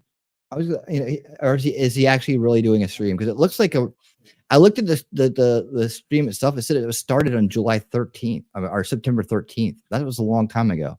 So I know he hadn't been streaming for 5 days. But I looked over there because I was looking for people to send people to. And if he's doing a celebration stream, I might send everybody over there after this. We're on the wrap up here, anyways. But wow, this Chris Cuomo apologizes to Trump, then unloads on liberal media for mocking assassination attempt. We should watch that. It's a little long. I really want to. I think I'm going to save that for good news of the week for Saturday night, though. But I might. Because that's kind of good news. When people come around, man, I'm just like saying, like, there may be people who have been on the wrong side of things for a long time. But when they come around, man, they come around and they really, really go hard against the people that have fooled them, right? They feel insulted. They feel abused. That's the whole thing. That's why when the Marxist useful idiots, when they take power, they eliminate their useful idiots first because of people like Chris Cuomo and others who who played into that, who were played by them, because they're more vengeance than the people who are fighting them. They're more adamant to go after them than the people that were fighting them the entire time, that were resisting them. We're used to resisting them. We're used to fighting them.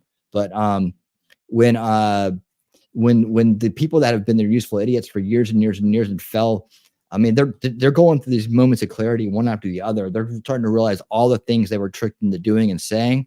Man, those people are dangerous to the establishment, more dangerous than the resistance themselves. That's why they go after their useful idiots first.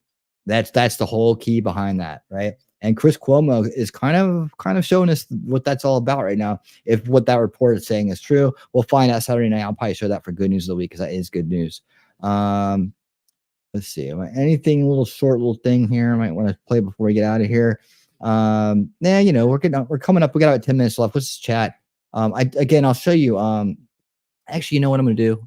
I'm going to show you this. This is perfect. How many of my users use X? I'm just curious. How many of you guys look at X on a daily basis?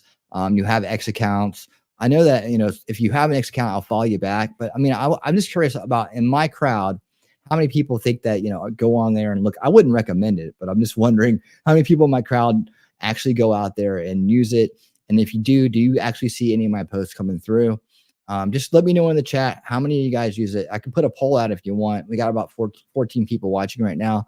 I don't think it's live. It says it's been going for 4 days, and he didn't acknowledge me saying hi. Yeah, I don't think it is either. I don't know what he's playing.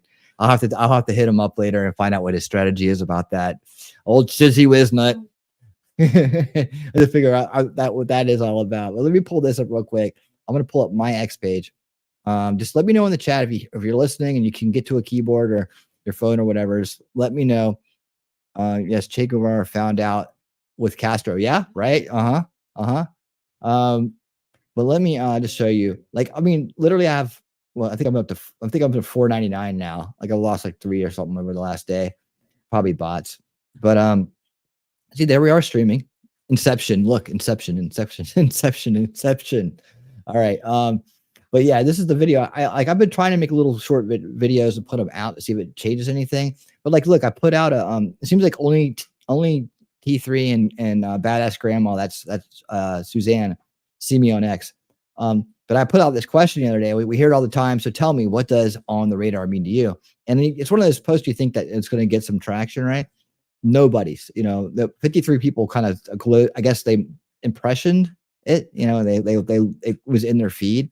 But when you have 500, at least 500 people, shouldn't more people see it? I don't know. Maybe I don't really have that many people. It's just a lot of bots. I follow back a lot of real accounts, right? Followers. Yeah, see, these are real accounts here. I'm following back, verified, right? So these are all ones I'm following and following back and all that stuff. But anyway, I'm just curious. I'm doing some little bit of market research, a little bit of platform research here. Since it's got 20 people have viewed it tonight, so that's really good.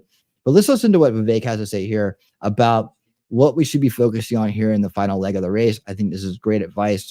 So much so that I made a video out of it. Focus this final sprint to November 5th on who we are and what we actually stand for. Answer what it means to be a conservative, what it means to be a Republican, what it means to be an American in the year 2024. The reason they're trying to lay the traps for us, get us talking about the things they want us to be talking about in the manner that the mainstream media set last night or in other forums between now and the election, forget that. We're going to offer our own vision for why we believe in meritocracy and free speech and open debate in the United States of America. Why we believe that even if you disagree with us, you get to speak your mind openly as long as I get to in return, that's the American bargain. That the best person gets the job regardless of their race or their gender or their sexual orientation, that you get ahead in this country, not on the color of your skin, but on the content of your character and your contributions, that we believe in the rule of law, and the people who we elect to run the government ought to be the ones who actually run the government, not the unelected bureaucrats in the deep state, that we believe in that model of self-governance that set our country into motion the first time around. That's who we are. And that's how we're going to win this election, not just by criticizing the other side. I think that we would do well to actually take sober, serious warning. It's like in the context of a sports competition, you don't midway through just decide that you've won the thing and coast to the end. No, the person who ultimately wins is the one who actually competes all the way through the very end. And in this final sprint, the work we have cut out ahead of us is not just criticizing Biden. He's done. Criticizing Harris, the media is going to give her air cover. We got to pierce through that and call that out when we see it. That's a must. It's necessary, but it's not sufficient. The way we're actually going to do this is now level up and say, this is who we are as conservatives. They will feed you race, gender, sexuality, climate. Well, you know what? We'll offer our alternative vision, grounded in the value of the individual, the family, the nation, and God. That beats race, gender, sexuality, and climate if we have the courage to actually stand for our own vision. Yes, it's controversial. Yes, God has become a 3-letter word that they treat like a 4-letter word. Well, you know what? Most people in this country do believe in a higher power, and I don't think it should be taboo to talk about it. Most people in this country do believe in the power of the individual, don't believe in apologizing for success or excellence, even through free market capitalism, as Kamala Harris tried to do to Donald Trump last night to embarrass him for his success. No, we're not a country that makes you apologize for your success. We're proud of it. That's who we are as Americans. All right, so you have it. There's that. Focus this final sprint to November 5th on. Thank you, Vivek. Thank you, Vivek Ramaswamy, for being so base. And that, I mean, he always keeps a level head, man. That's why I think he's the next guy, man. I really do. I did the JD. I did that. I read that. Okay, cool. Yeah. See, I mean, it's like, you know, it happens here and there. All right. Yeah, but I didn't have that at the moment yet. T-Rex says, you're still Twitter banned? Yeah, I feel like I am too. I've heard the best way to grow your Twitter is to constantly post replies on big accounts and maybe even be a bit controversial, replying to people who hold opposite values. I'd do that. It doesn't seem to help much, but I've been doing it and trying to post more in there to see what's going on. Shizzy is running a live compilation reply with chat capabilities when he is live this morning on vacation on a beach, saying he'd be back soon by Sunday. Keep an eye out. Okay. Cool. All right. So that's interesting. So he's just running. He's running what? Just like compilation of lives. Like he has them all like lined up and it's going to keep running live compilations for days. Interesting. I wonder how that would work. What if I did that? I could do that. I could like put a bunch of my shows together and just like marathon the hell out of them. That would drive people crazy, wouldn't it? Oh yeah, I don't know anybody who would come watch that. I don't know, man. I mean, I'm education, man. I'm education with some entertainment, but I'm education, current events. Sushi and I don't necessarily always do the same thing. Sometimes we do similar things, right? But he's got a different thing going on there. So I don't know if that would work out, and I also don't have like panels and stuff like that. So I don't know. Right now, I checked over there to see if I was going to send people there. I'm not now, but it was just him and Kaiser. And I was like, this seems like old. He had the old setup in the background. That's why I was like, what in the world's going on? All right, cool. I just wanted to confirm that. And see any recommendations. Let me see who's live right now. I don't know. Oh, you know what, Dom? Can I send the Dom Lecrae? I might do that because he's covering the P. Diddy stuff, indictments. He's reading through it. For people that are interested in that, I guess I could do that. How many people are here? 14. I wouldn't mind doing something nice. I mean, he's got tons of viewers. Doesn't need my help. But you always want to show some camaraderie there. He's got some good base stuff going on. Let's see. Does he invite people to send people to him? No. Okay. Well, he doesn't. All right. So I don't really have anybody on my list here that's going to work out. So okay, we'll be good with that. I just want to say thank you to everybody. You don't tweet. Heidi doesn't quit. Okay, so most of my crowd isn't on X. All right, cool. All right. That's starting to make more sense. And I guess the people that are out there on X, if you enjoy what I do, you stop buying and listening, you're alive and well. Hit the follow, hit the heart. Share me out. I don't know, if you're an X master and you think you can help me get some traction on X, man, I'd love to hear how it's done, because I don't seem to understand how to do it. But I would like to be in the conversation with some people. I mean, they have these spaces and people like constitutionalists. I've never heard of constitutionalists, but he's got 442 people listen to X spaces. Like, how do you get people interested and on there? Do you have to have guests? Can I reach out to people and say I want to have an X space with you? I think that'd be cool. I'd like to do that. We need to get the avatar known out there. I even changed my logo back to my other original logo just to see if maybe people didn't understand what the hell they were looking at with me. But so I just put win in there. We need to win anyways right now, so I put win in there. That's how we did it. That's what we're doing. But anyways, guys, thank you so much. I'm gonna be back Thursday night, 8 p.m. Eastern, for another edition of Winning 2024. We'll have, I'm sure, the way this news cycle is running, we'll have plenty more stuff to talk about. We'll go over some more of what's going on in New York City that night. So I'm saving a few things for that night. And if I need to, I'll pull some of the good news of the week into that show, and we'll go over some of that too. But yeah, I wanted to say thank you to each and every one of you, man. You guys make it happen here. I really do appreciate your support in every single way, shape, and form on each platform, Rumble, X, and YouTube. Thank you guys so much for making this the base crowd. You are here. You are part of the solution, and you know that, and I know that, and you guys are the reason why I show up and do this, man. Thank you to all the mods. Thank you, Wolfram, for everything that you do. Thank you to everybody who super chats and supports the channel on a regular. Thank you to all the members. Thank you, thank you, thank you, thank you, thank you, thank you, thank you. All right, guys, I'm gonna head on out, man. I've had a great time tonight, and I will see you Thursday at 8 p.m. Eastern. And until that time, stay based and keep on winning.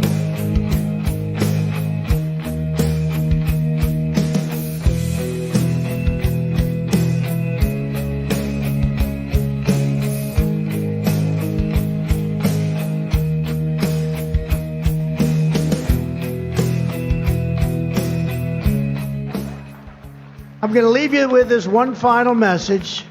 We're going to win the election. We're going to win it big. We're going to win it bigger than ever before. We're going to do things that nobody believed. It's going to be more important even than 2016. We are going to make America great again. Thank you. Thank you very much, everybody.